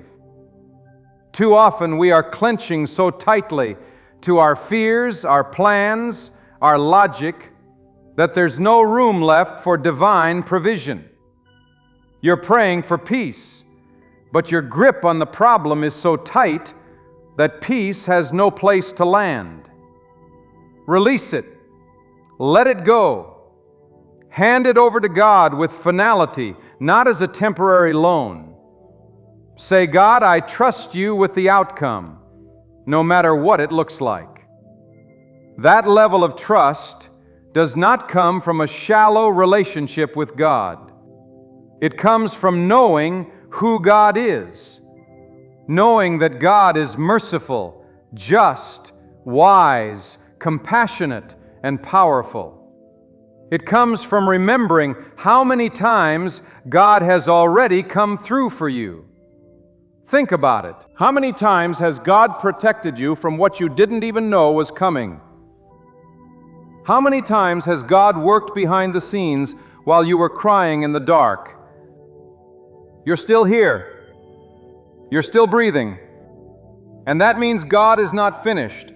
God has more for you, but you must release the grip on your fears to step into what's next. Every time you take back the worry after you've given it to God, you are saying, I don't fully trust you yet. But when you leave it with God, you are saying, my confidence is in your sovereignty. My rest is in your presence. My peace is in your plan. That is where real strength is born, not in striving, but in surrender. And when you live like that daily, consistently, fully, your spirit becomes immovable. Not because life is perfect, but because your trust in God is deeper than the storms you face. And let me speak directly to the one who feels like letting go is dangerous. You've been taught to control. You've been trained to manage every detail. You've survived by staying one step ahead, and now letting go feels like falling. But I tell you this in love, letting go is not falling, it is flying. It is rising on wings of trust. It is allowing the power of God to carry you higher than your plans ever could. And once you experience that kind of surrender, you will never want to go back to carrying the weight alone. Let God be your anchor when the winds rise. Let God be your compass when the road is unclear. Let God be your protector when you feel vulnerable, your provider when the resources run dry, your guide when the next step is hidden. All of it begins with one powerful decision. I will not worry. I will give this to God. Not partially, not momentarily, but fully, unapologetically, trustingly. You don't need 1,000 solutions. You need one surrender. And once that surrender is real, once it becomes the foundation of your life, everything changes. The voices of doubt lose their volume. The temptation to control loses its grip. You become a different kind of person, calm in crisis, firm in faith, unshaken in the unknown. Because your life is no longer built on your ability. It is built on your trust in God. That is the secret, and that is the invitation. Give it to God and stop worrying. Not because life will suddenly be easy, but because now you're no longer walking alone. You're walking with peace. You're walking with confidence. You're walking with a heart that knows God is in control. There are moments when your thoughts will rise like a flood, fast, overwhelming, and relentless. Your heart will pound. Your chest will tighten. Your mind will rehearse the same scene over and over again. What if I fail? What if I lose it all? What if I never recover? And in those moments, the greatest battle is not external, it is internal. But hear this truth and let it strike deep into your spirit. Peace does not come when the problem disappears. Peace comes when you let go of the problem and place it entirely in the hands of God. God is not asking you to figure it all out. God is not expecting you to understand every twist and turn. God is asking you to trust fully, boldly, and without hesitation. The weight you are carrying is not a test of your strength, it's a call to trust in God's power.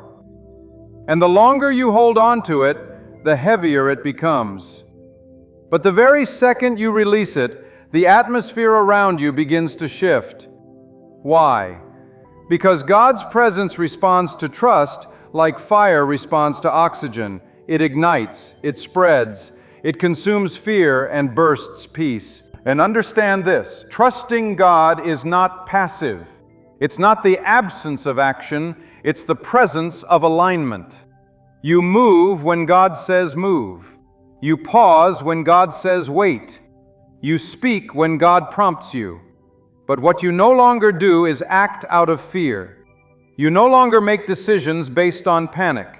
You are no longer driven by the tyranny of what if, but by the confidence of even if. Even if it takes longer than expected, God is still working. Even if the outcome looks different than you imagined, God's plan is still better. Even if the path is not what you would have chosen, God's wisdom surpasses your understanding. You may feel like you're in the dark right now. You may feel surrounded by uncertainty, confusion, and questions that have no immediate answers. But know this, God often does His greatest work in the dark. Just because you can't see the progress doesn't mean it's not happening. Seeds don't grow in the sunlight alone. They grow in the soil, hidden from sight, nurtured in stillness. Likewise, your faith grows strongest when you give your situation to God and resist the urge to interfere with His process. You let it rest in His hands. And while you rest in trust, God works in silence. There is nothing small about trust. Trust is a mountain-moving force. Trust is what separates the frantic from the faithful. It is what anchors you when the winds of uncertainty blow and the foundations of life are tested. And when others collapse under pressure, you will rise not because you are immune to the storm, but because you are tied to the one who cannot fall. You are grounded in a power that does not sway with circumstances. That power is not found in emotion. It is found in absolute, unwavering surrender to God. God never called you to carry the load alone. That's why so many are exhausted. Not from work, but from worry. Not from action, but from overthinking. Your soul is fatigued not because of what you're doing, but because of what you're carrying. You are not created to live on edge. You are not designed to live in dread. You were made to walk in peace, breathe in trust, and sleep in safety, knowing that God is awake when you are not. And if God is guarding your life, what are you really afraid of? Do not let your imagination become the enemy of your spirit. Many are tormented by things that haven't even happened, building scenarios and disasters in their minds that will never manifest. But while they worry about what might go wrong, they are missing what is going right. God is already covering things you don't know are coming. God is already blocking dangers you didn't see. And while you panic about the details, God has already declared the outcome. Let that truth steady your heart. Let it pull you out of the flood and place your feet on solid ground. Every time you surrender your worry to God, you are creating space for divine order to enter your life. You are exchanging confusion for clarity, restlessness for rhythm, tension for trust. God does not operate in chaos. God brings peace to chaos. But that peace cannot dwell where fear rules. So uproot that fear. Pull it out by the root. Replace it with faith, even if it's just a whisper. God, I believe you've got this. I don't see it yet, but I believe you in control. That simple statement, spoken with conviction, can silence the loudest storm inside your soul. God never wastes trust. You may not see the reward immediately. You may not feel the shift instantly. But trust that is given to God never returns empty. It always returns with wisdom or with strength or with provision in a form you didn't expect. And sometimes it returns with a peace so deep that it cannot be disturbed no matter what happens on the outside. That peace is the proof that you have released the grip. That peace is the mark of a soul aligned with heaven. And let me tell you, once you've lived in that kind of peace, you'll never go back. You'll never again tolerate the weight of worry. You'll never again trade your serenity for anxiety. You walk through life differently, not because life has gotten easier, but because your confidence in God has grown deeper. You'll wake up and say, God, you are the one Savior ever comes today. I trust God with it. And that trust will guard your heart like armor. That trust will guide your steps like a lamp. That trust will carry you through trials like a river carries a ship, smoothly, steadily, strongly. Your enemies won't understand it. Your friends may question it. The world will call it foolish. But those who walk in faith understand that the greatest wisdom is trusting God, especially when everything else tells you not to. That is the life of power. That is the life of peace. That is the life of purpose. Not because everything is figured out, but because everything is placed in the hands of the one who already knows the end from the beginning. So I say to you now, don't wait until the pressure breaks you. Don't wait until the fear swallows you. Don't wait until the storm steals your voice. Decide now. Decide today. Decide in this moment, I will give it to God, and I will stop worrying. Not because it's easy, but because it's right, because it's holy, because it's what the soul was created to do, to trust, to rest, and to walk hand in hand with the one who never fails. And if you still feel unsure, if the fear still lingers, then do it trembling. Do it afraid, but do it anyway. Hand it over. Open your palms. Speak it out. God, I release this to you, all of it. And keep doing it again and again until worry no longer has a home in your heart. Until peace becomes your default. Until trust becomes your rhythm. Until your entire life declares this one truth: God is enough. God is able. God is in control. And now, beloved soul, let this truth be sealed in your heart with finality and fire. The weight you carry was never meant to be yours alone. The burden, the fear, the sleepless nights, the anxious thoughts, they were never yours to bear without divine strength. You've tried carrying it in silence. You've tried managing it with logic. You've tried suppressing it with distraction. But the peace you long for, the freedom you crave, the rest your soul needs, it all begins when you make the most powerful decision of your life, to give it to God and stop worrying. This is not just an emotional moment. It is a spiritual shift. It is the moment when you rise above fear and enter into a deeper trust. Not a trust that sways with circumstances, but a trust that stands when the earth shakes. It is the moment you say, I will no longer be ruled by what I cannot control. I will be ruled by the one who controls all. It is that sacred moment when your heart comes into rhythm with heaven's design, and the peace of God flows into every part of your mind, body, and soul. Step forward, not with fear weighing your head down, but with faith lifting your spirit high. Move ahead as someone who knows the victory is the Lord's. Speak with the confidence of one who believes the outcome has already been written by the author of every destiny. Rest like one who trusts that God never closes his eyes. Breathe like one who has finally released it all. Live like one who has discovered true freedom.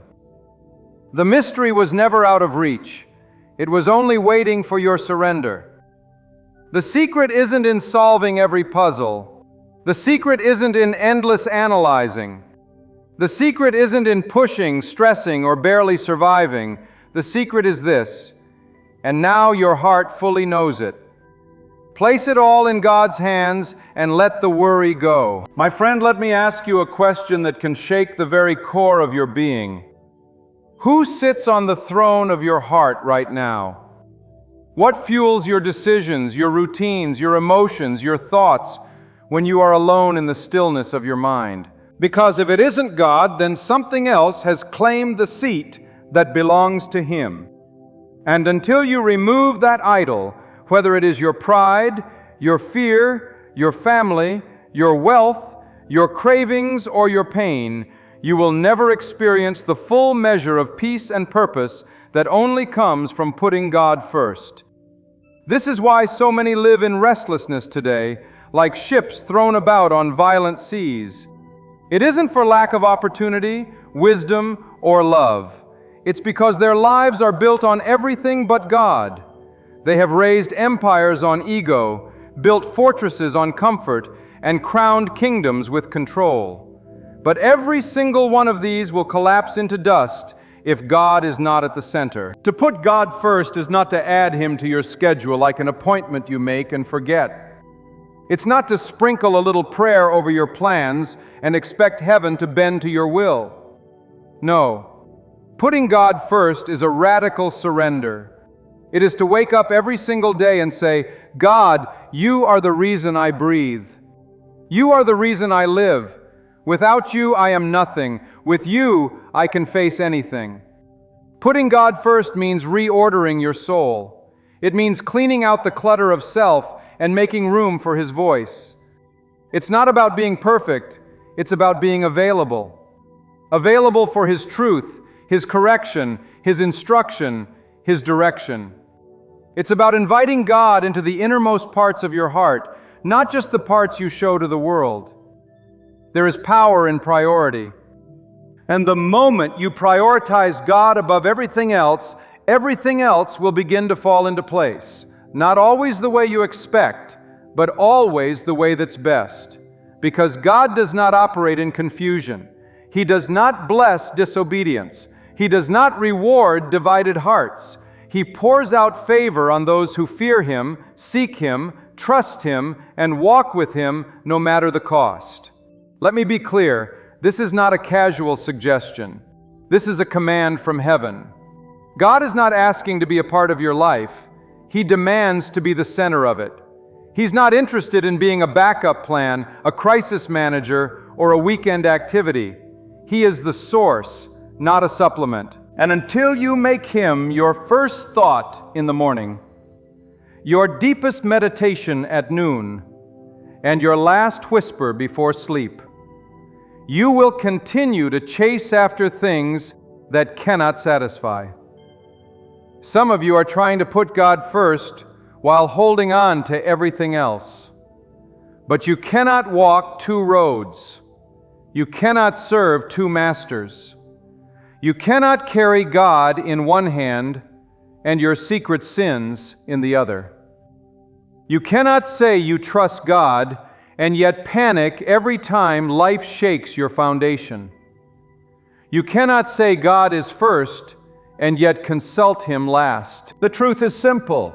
God is either first or He is not there at all.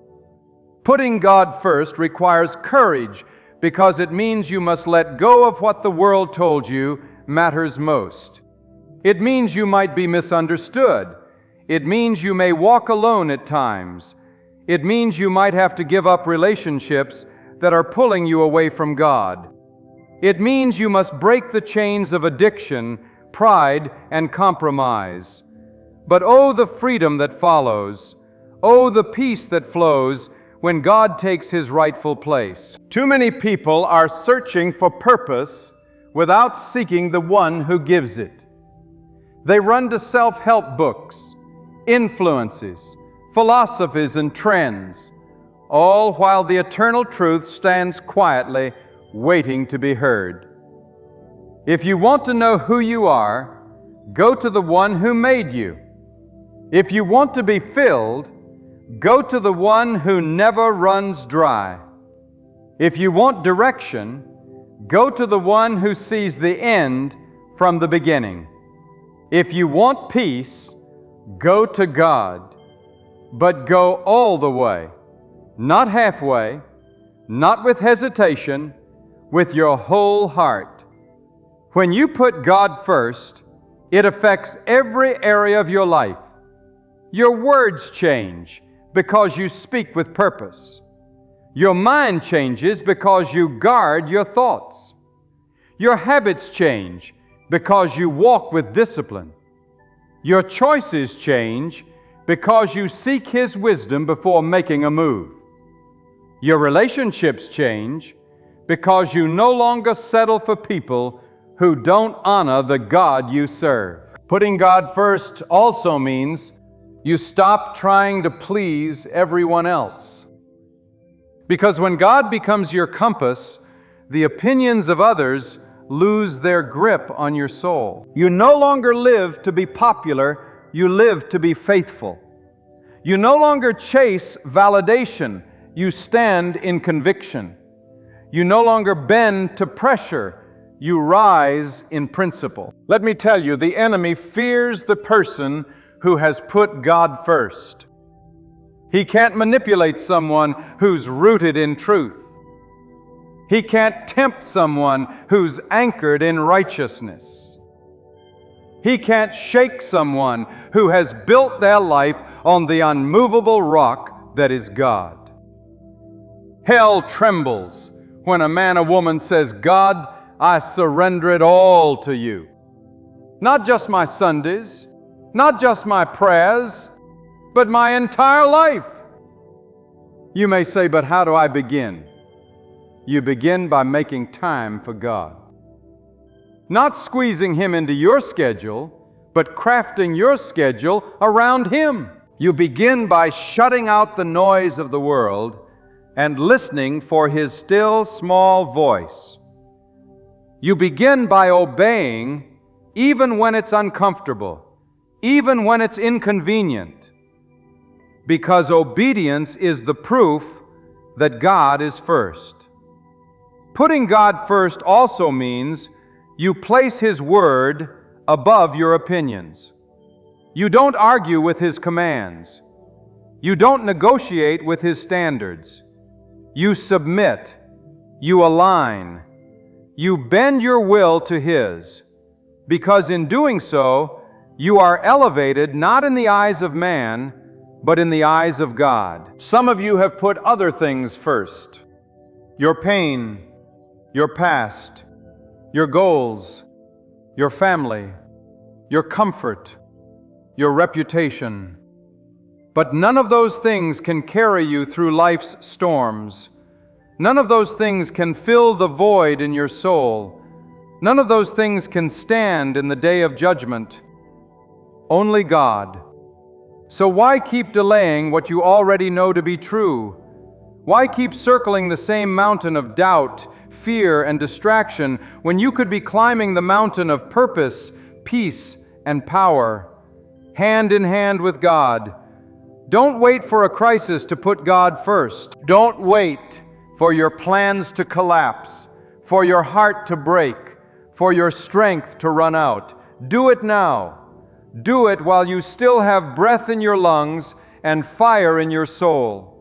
Because there is no greater pursuit, no higher calling, no richer reward than to live a life where God is truly first. And when you do, when you truly put God first, you will discover a power that no man can take, a joy that no storm can shake, a clarity that no confusion can dim. You will walk in divine alignment, and everything you need will be added unto you. Not always what you want, but always what is best for your soul. So rise up, make the decision, tear down every idol, silence every voice that pulls you away, and crown God King of your heart, Lord of your days, ruler of your steps. Let His presence not just visit you, but dwell in you. Let His truth not just comfort you, but transform you. Let His guidance not just influence you, but govern you. Because until God is first, nothing else will work. Nothing else will satisfy. Nothing else will last. And some of you, yes, you listening now, are on the edge of a divine breakthrough. But it hinges on this one thing. Will you put God first? Not with your lips, but with your life. So put Him first in your thoughts. Wake up thinking of Him, not of worry. Put Him first in your finances. Give not from leftovers, but from the first fruits of what He's given you. Put Him first in your time. Open your day with worship, not social media. Put Him first in your relationships. Stop entertaining those who weaken your walk with God. Put Him first in your dreams. Ask Him to direct, shape, and align them with His will. Put Him first in your pain. Bring your wounds to Him before you bring them to the world. Put Him first in your decisions. Consult Him before you commit. Put Him first in your battles.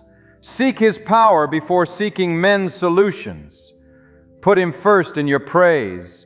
Don't wait for perfect circumstances to thank Him. Put Him first in everything, not just in moments, not just in emergencies, but in the quiet, in the ordinary, in the everyday. Because when God becomes your anchor, the winds can blow, but you will not sink. The storms can rage, but you will not fall.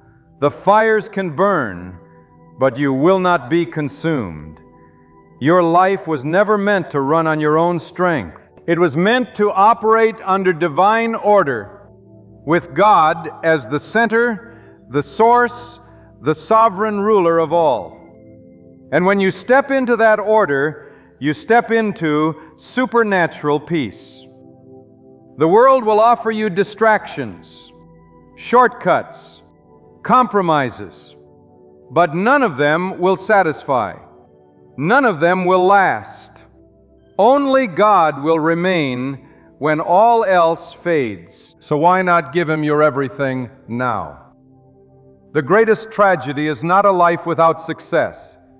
It's a life without God at the center. You can have everything, but if God is not first, you have nothing. And you can have nothing, but if God is first, you have everything. And hear me now. This world is not neutral ground. Every day is a battlefield for your soul. Every moment is a tug of war between light and darkness, between truth and deception, between the eternal and the temporary. And the only way to walk through this storm-tossed world with unshakable strength is to put God first. Not as a religious gesture, not as a spiritual hobby, but as your lifeline, your compass, your command center, because the enemy will feed you lies that feel like truth. He will whisper comfort that hides the cost. He will package destruction to look like destiny. And unless God is your guide, you will fall into traps disguised as blessings. Putting God first is not a one-time declaration. It's a daily decision, a decision that rewires your thinking, restructures your values, and redefines what you call success. It's the kind of decision that says, even if I lose everything the world offers, but I still have God, I've lost nothing at all. And if I gain everything this world parades before my eyes, but lose the favor and nearness of God, then I have truly lost it all. When God becomes first, you no longer chase meaning in people, in applause, in wealth, or in status. You are no longer bound to the approval of man. You are no longer driven by the fear of missing out, because you are locked into a relationship with the one who sees what you cannot, knows what you do not, and gives what no one else can. When God becomes your everything, your soul stops begging for attention from everything else. You want to see transformation in your life? Stop asking God to bless your own will and start submitting to His. Too many people are asking for guidance while ignoring the map. Too many are praying for blessings while refusing to walk in obedience. You cannot expect the fire of heaven to fall on an altar you have not prepared. You must bring your heart, your time, your decisions, your relationships, everything, and lay it before God in humility and reverence. And everything. You must pray in the ground in humility and reverence. And let me tell you, when you put God first, it will cost you. It will cost you comfort. It will cost you popularity. It will cost you relationships. But what you gain is far more than what you give up. You gain clarity. You gain strength. You gain purpose. You gain protection. You gain alignment with the divine order of the universe. There's no blessing greater than walking in step with God. No gift higher than knowing you are pleasing to the one who formed you from dust and called you by name. Putting God first is not about emotion. It's about conviction. Because feelings will fail you. They will shift with the winds of circumstance. But conviction rooted in the reverence of God will hold you steady when everything else falls apart. You must wake up every day with a firm, unshakable resolve that says, today, God comes first before my worries, before my work, before my wants. God. You see, when God is not first, fear takes the throne. Anxiety becomes your master. Your mind becomes a battlefield of confusion, comparison, and compromise. But when God is first, peace floods your spirit. Direction becomes clearer. Life regains its meaning. You stop reacting and start discerning. You stop grasping and start receiving. You stop surviving and you start thriving. Putting God first also means learning to wait when the world says rush. It means trusting the process when the path is unclear. It means standing still when every voice tells you to move. Because when God is first, you are no longer driven by impulse. You are governed by purpose. You are not pushed by panic, you are led by power. You are not tossed by trends, you are rooted in truth. And yes, it takes discipline. It takes silence. It takes solitude. Because God doesn't always shout, He often whispers. And if your life is too loud, you will miss His voice. If your agenda is too full, you will miss His timing. If your heart is too proud, you will miss His correction. Putting God first means creating space for Him, not just physically, but mentally, emotionally, and spiritually. It means turning off the noise and tuning in to the eternal. Let me speak to those who feel distant from God, those who have wandered, drifted, gotten distracted. Hear this. It is never too late to make God first again. No matter how far you've run, one step back in humility opens the door to restoration. God does not require perfection. He desires sincerity. He responds not to performance, but to surrender. And if you will humble yourself today, if you will lay down your pride and say, God, I have placed other things before you, but no more. He will meet you there, not with condemnation, but with clarity. Not with judgment, but with mercy. He will realign your steps and reignite your soul. But you must choose. You must choose to cut ties with every idol, every distraction, every false refuge. You must choose to remove the clutter from the altar of your heart until there is only room for God. You must choose to seek Him when it's hard, to obey Him when it's costly, and to trust Him when it's quiet. When you put God first, you start building on a foundation that cannot be shaken. You become like a tree planted by rivers of living water, whose leaves do not wither, whose fruit does not fail. You become a force of purpose in a world of confusion. You become a light in the shadows, a voice of truth in the chaos. And your life becomes a testimony not of what you achieved, but of who you followed. People will look at you and say, there is something different. There is a strength in that man, a peace in that woman, a fire in that soul. And it won't be you they're seeing. It will be the evidence of God reigning at the center of your life. Putting God first is not just a personal benefit, it is a generational decision. The way you live today will echo in the lives of your children and their children. When you place God above all, you build a legacy of truth. You carve out a path of righteousness. You light a torch of faith that will not go out in the storms of time. So do not delay, do not hesitate, do not postpone what your spirit knows is urgent. Let today be the day you break free from the chains of self-reliance and step boldly into the power of full surrender. Let today be the day you say, God, no more distractions, no more delay, no more divided heart. You are my beginning and my end, my strength and my song, my vision and my victory. Because once God is first, everything else falls into its rightful place. Not always easier, but always better. Not always smoother, but always stronger. Not always painless, but always purposeful. The path may be narrow, the road may be steep, but the reward is beyond what this world can offer.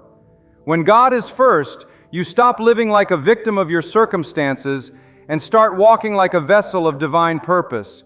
You stop asking, why me, and start declaring, use me.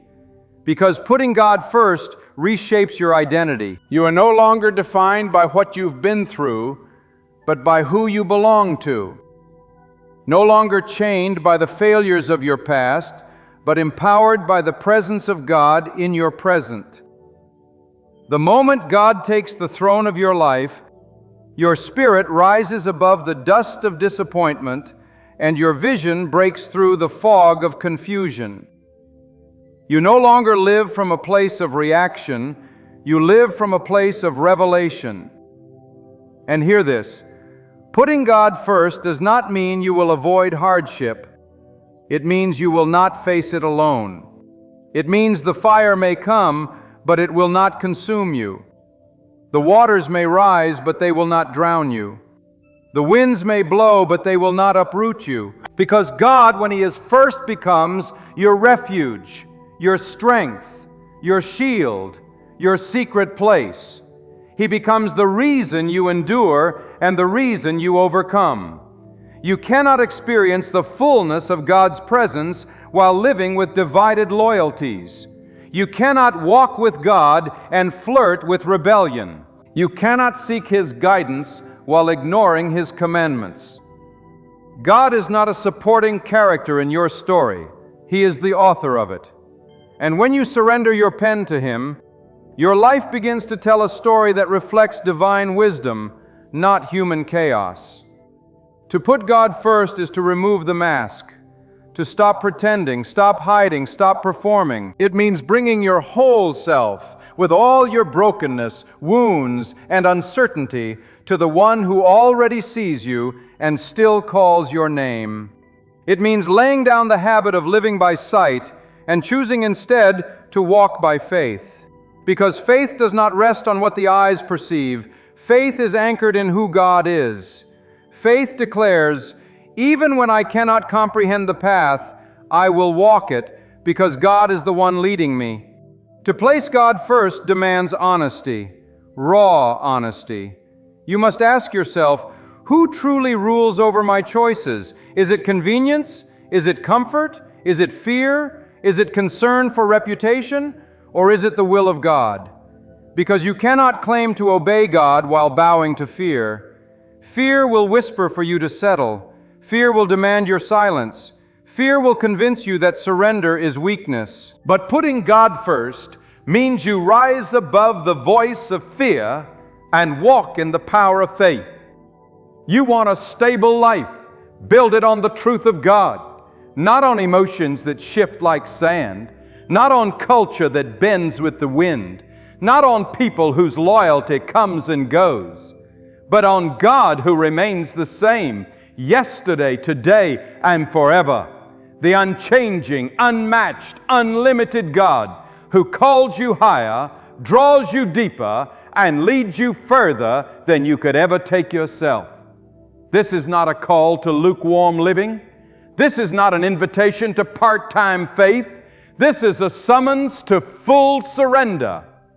God does not ask for pieces, He commands the whole. Your thoughts, your time, your energy, your heart, your desires, your fears, your goals, your grief, your joy, all of it. Lay it before God and say, take it, shape it, use it, align it with your will. That is what it means to put God first. Not to invite Him into your plans, but to abandon your plans and trust His. And some of you have walked long roads of disappointment. You've tried to do it all your own way. You've leaned on your own strength, your own understanding, your own strategy. But where has it brought you? Exhausted, confused, empty. Because a life without God at the center is a life destined to collapse under pressure. But the moment you reorder your priorities, when God becomes first, everything changes. Your mind finds clarity. Your spirit finds strength. Your home finds peace. Your direction becomes clear, because God is not the author of confusion. He is the giver of wisdom. He is not the promoter of chaos. He is the master of order. And when your life is ordered with God at the head, you begin to walk in divine rhythm, no longer stumbling in the dark, but stepping forward with confidence. Let me tell you something the world won't. The life of true power is not found in control, it's found in surrender. The world says take charge, but God says submit. The world says follow your heart, but God says guard it. The world says live for yourself, but God says deny yourself and live for me. And only one of those voices leads to life. The question is, who will you follow? You can chase pleasure, but it fades. You can chase people, but they change. You can chase power, but it corrupts. But when you chase God, when you put Him first, you chase the only one who is eternal, the only one who sees you, knows you, and still chooses to walk with you. The only one who can fill the void, heal the wound, calm the storm, and light the path. Stop waiting for a perfect moment to start putting God first. Start in the middle of your mess. Start in the middle of your questions. Start with trembling hands and a weary heart if you must, but just start. God honors the heart that seeks Him, even when that heart is broken. And when you do, when you truly place God on the throne of your life, you will notice something begin to change, not just around you, but within you. Your appetite for meaningless things will die. Your thirst for truth will grow. Your vision will sharpen. Your peace will deepen. Your steps will steady. Because when God becomes first, everything else must bow. Everything else must yield. Let this be the season you stop making excuses and start making God your priority. Don't say you're too busy. God gave you time. Don't say you're too tired. God is your strength. Don't say it's too late. God is outside of time. Don't say you're too broken. God specializes in making beauty from ashes. When God is first, you stop living like a victim of your circumstances and start walking like a vessel of divine purpose. You stop asking, why me? And start declaring, use me. Because putting God first reshapes your identity. You are no longer defined by what you've been through, but by who you belong to.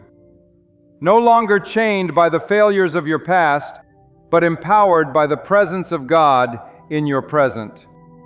The moment God takes the throne of your life, your spirit rises above the dust of disappointment, and your vision breaks through the fog of confusion. You no longer live from a place of reaction, you live from a place of revelation. And hear this, putting God first does not mean you will avoid hardship. It means you will not face it alone.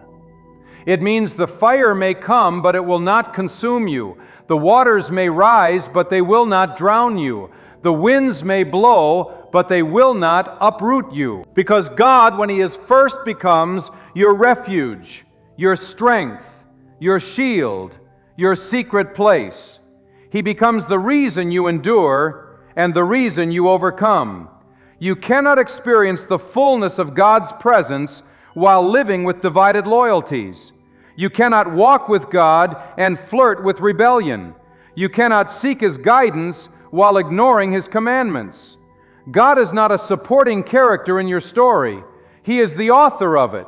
And when you surrender your pen to Him, your life begins to tell a story that reflects divine wisdom, not human chaos. To put God first is to remove the mask. To stop pretending, stop hiding, stop performing. It is to bring your full self, broken, wounded, unsure, to the one who already knows and still calls you. It is to stop living by sight and start walking by trust. Because trust is not based on what you see. Trust is rooted in who God is. Trust says, even when I don't understand the way, I will walk it because God is the one leading me. Putting God first requires honesty, brutal honesty. You must ask yourself, who really governs my decisions? Is it convenience? Is it comfort? Is it fear? Is it reputation? Or is it the will of God? Because you cannot walk in obedience to God while living in submission to fear. Fear will tell you to settle. Fear will tell you to stay silent. Fear will tell you that surrender is weakness. But putting God first means you rise above the voice of fear and walk in the power of faith. You want a stable life? Build it on the truth of God, not on emotions that shift like sand, not on culture that bends with the wind, not on people whose loyalty comes and goes, but on God who remains the same yesterday, today, and forever. The unchanging, unmatched, unlimited God who calls you higher, draws you deeper, and leads you further than you can ever take yourself. This is not a call to lukewarm living. This is not an invitation to part-time faith. This is a summons to full surrender.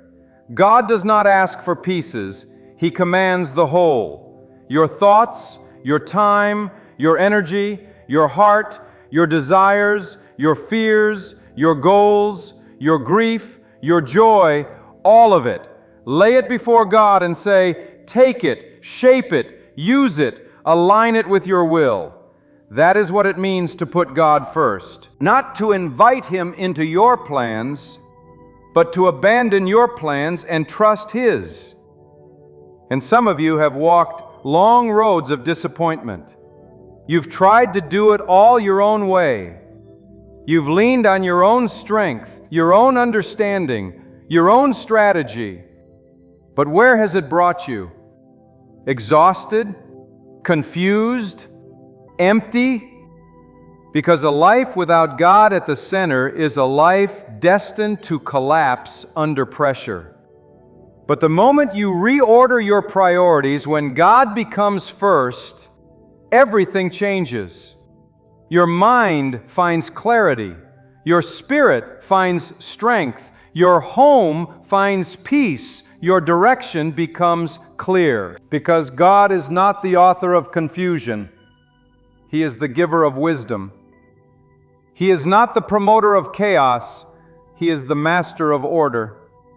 And when your life is ordered with God at the head, you begin to walk in divine rhythm, no longer stumbling in the dark, but stepping forward with confidence. Let me tell you something the world won't. The life of true power is not found in control, it's found in surrender. The world says take charge, but God says submit. The world says follow your heart, but God says guard it. The world says live for yourself, but God says deny yourself and live for me. And only one of those voices leads to life.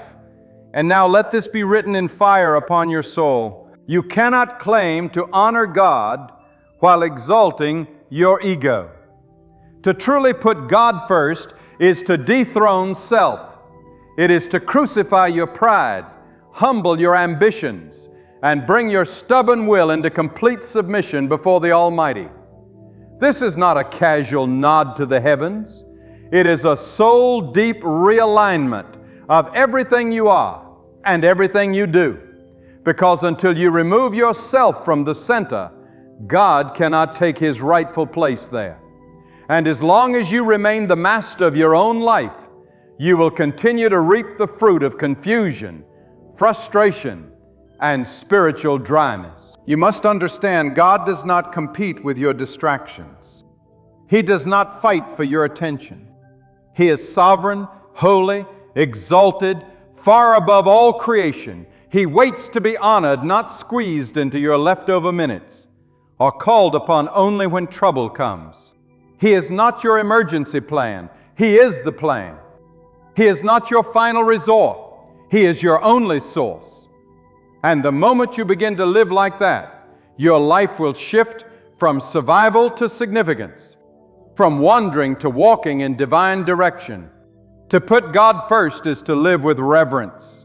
And reverence is not just about words. It is a posture of the heart. It is found in how you speak, how you think, how you treat others when no one is watching. Reverence is when you open your day by acknowledging God, not your to-do list. Reverence is when you pause before decisions and seek His wisdom, not your own understanding.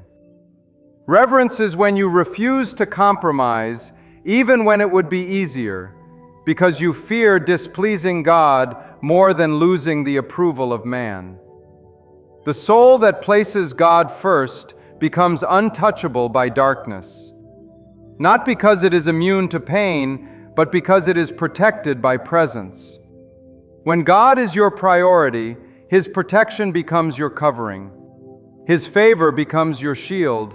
His power becomes your strength. And even when you walk through valleys of hardship, you do not crumble, because your confidence is not in circumstances. It is anchored in the One who holds all things in His hands. Many of you have been praying for breakthrough, for clarity, for healing, for doors to open. But let me ask you this with love and fire in my voice. Have you truly put God first, or have you just expected Him to bless your plans while you continue to live on your terms? You cannot unlock the fullness of divine power while keeping one foot in your own will. You must surrender both feet to the path God chooses.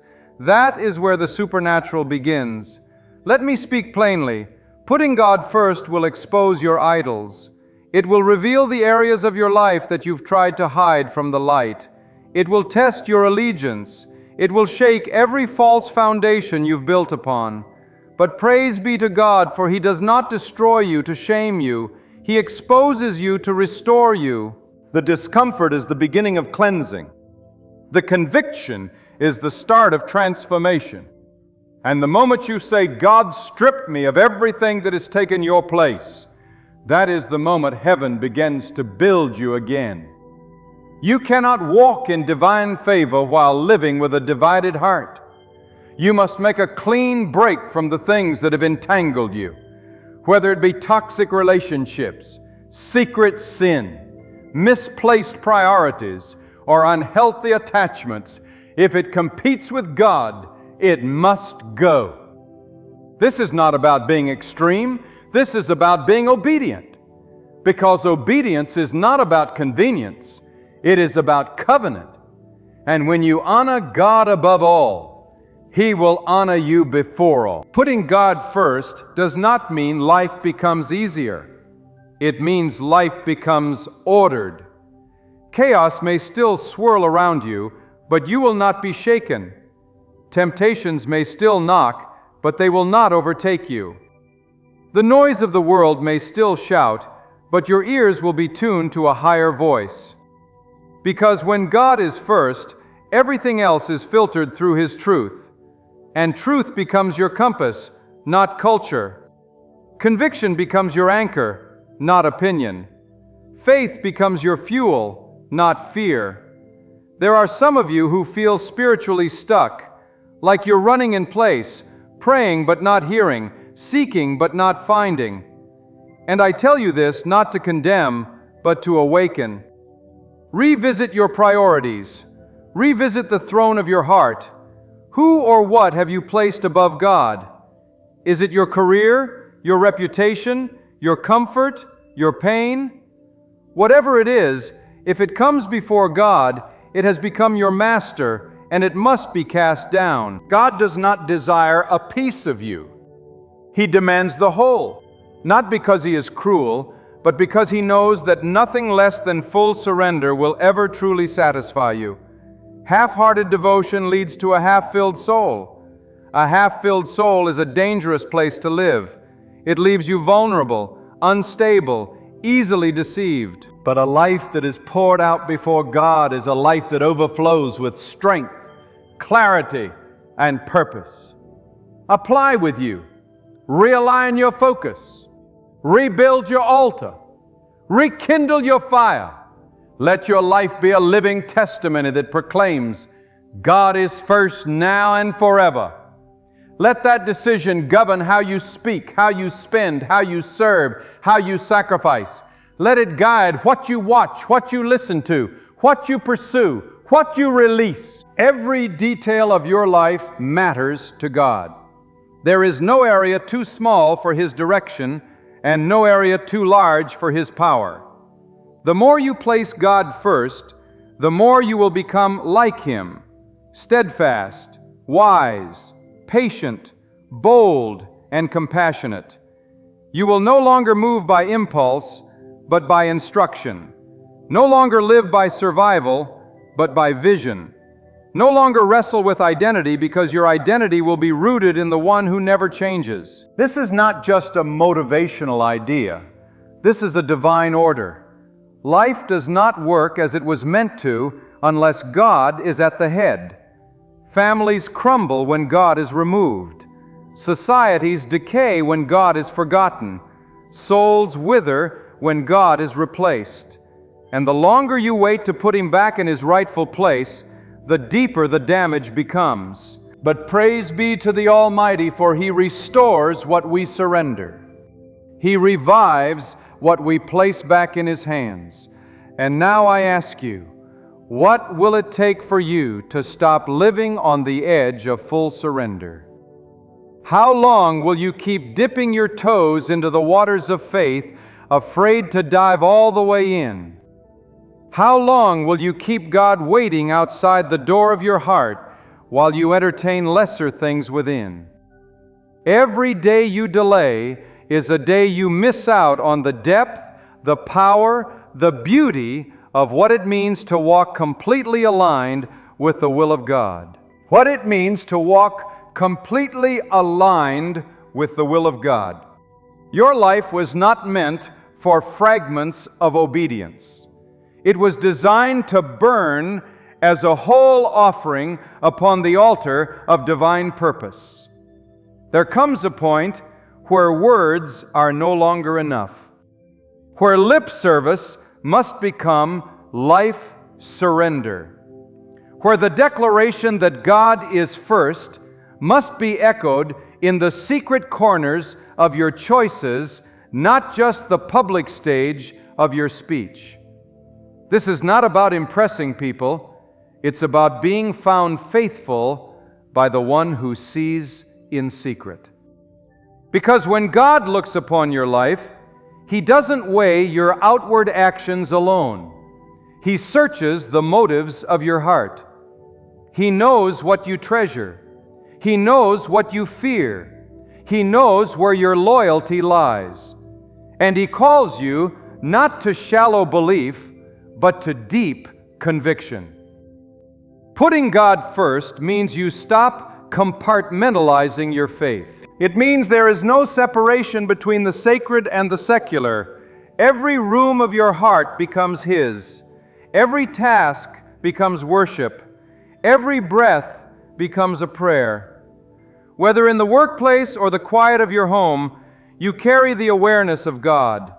You don't leave Him behind in a house of worship. You take Him with you everywhere because He is not confined to buildings. He is present in the boardroom, in the hospital, in the classroom, in the streets, in your suffering, in your triumph. And when God is first, you become conscious of His presence at all times, not in fear, but in reverent awe. And putting God first means you stop making decisions based on impulse, emotion, or opportunity. You begin to decide based on principle, prayer, and spiritual discernment. Not everything that looks good is from God. Not every open door is divinely appointed. Some doors are distractions dressed as destiny. Some opportunities are traps in disguise. But when God is first, you're not moved by what glitters. You're guided by what is grounded. You begin to test every option by asking, does this honor God? Does this draw me closer to Him or pull me away? And let me speak this clearly. You cannot put God first while continuing to feed habits that numb your spirit. You cannot seek Him while willingly dwelling in atmospheres that grieve Him. The heart that longs to truly place God first must walk away from whatever competes with His presence. It is not legalism, it is loyalty.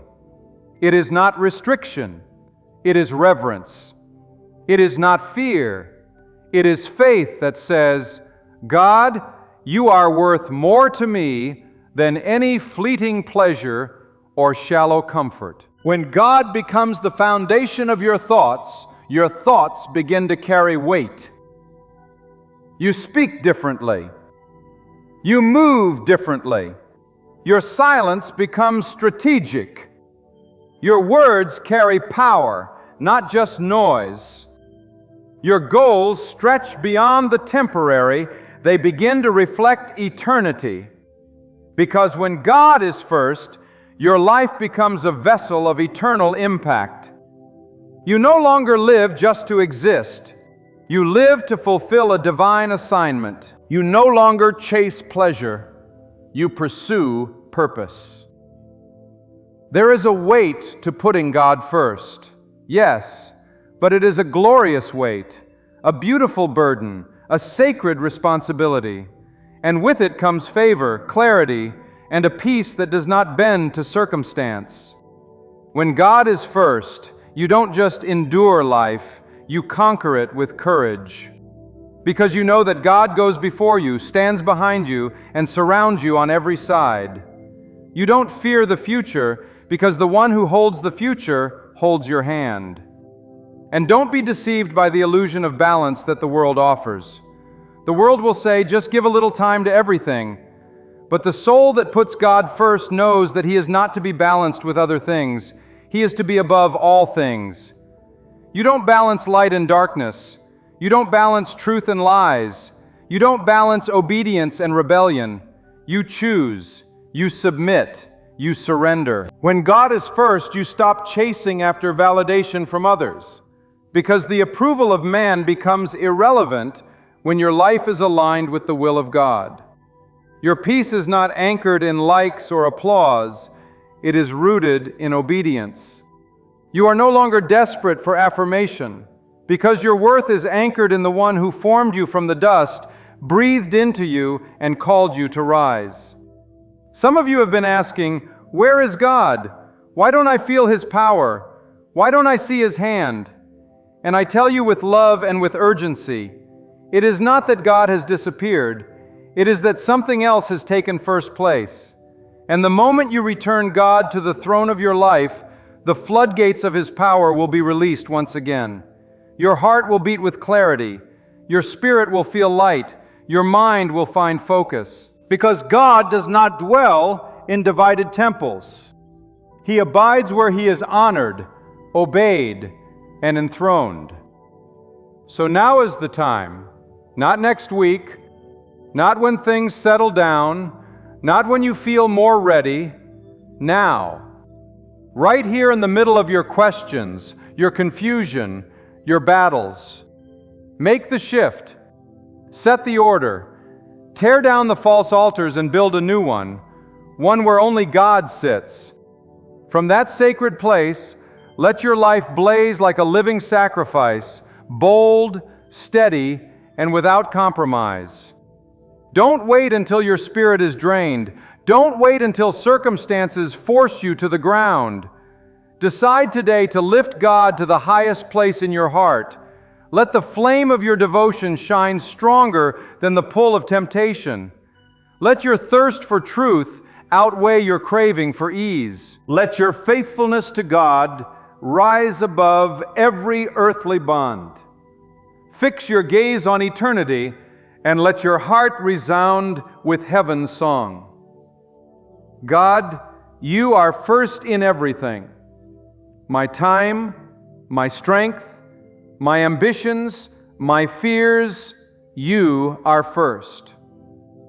And when those words become more than a prayer, when they shape your daily reality, you will discover what it truly means to live. Not simply to breathe, not merely to survive, but to walk in divine strength, guided by His wisdom, upheld by His presence, and rooted in His purpose. This is the life you were destined for. A life that begins when God is no longer just a part of your days, but the very center, the crown, and the flame burning within. Place God first and never turn back.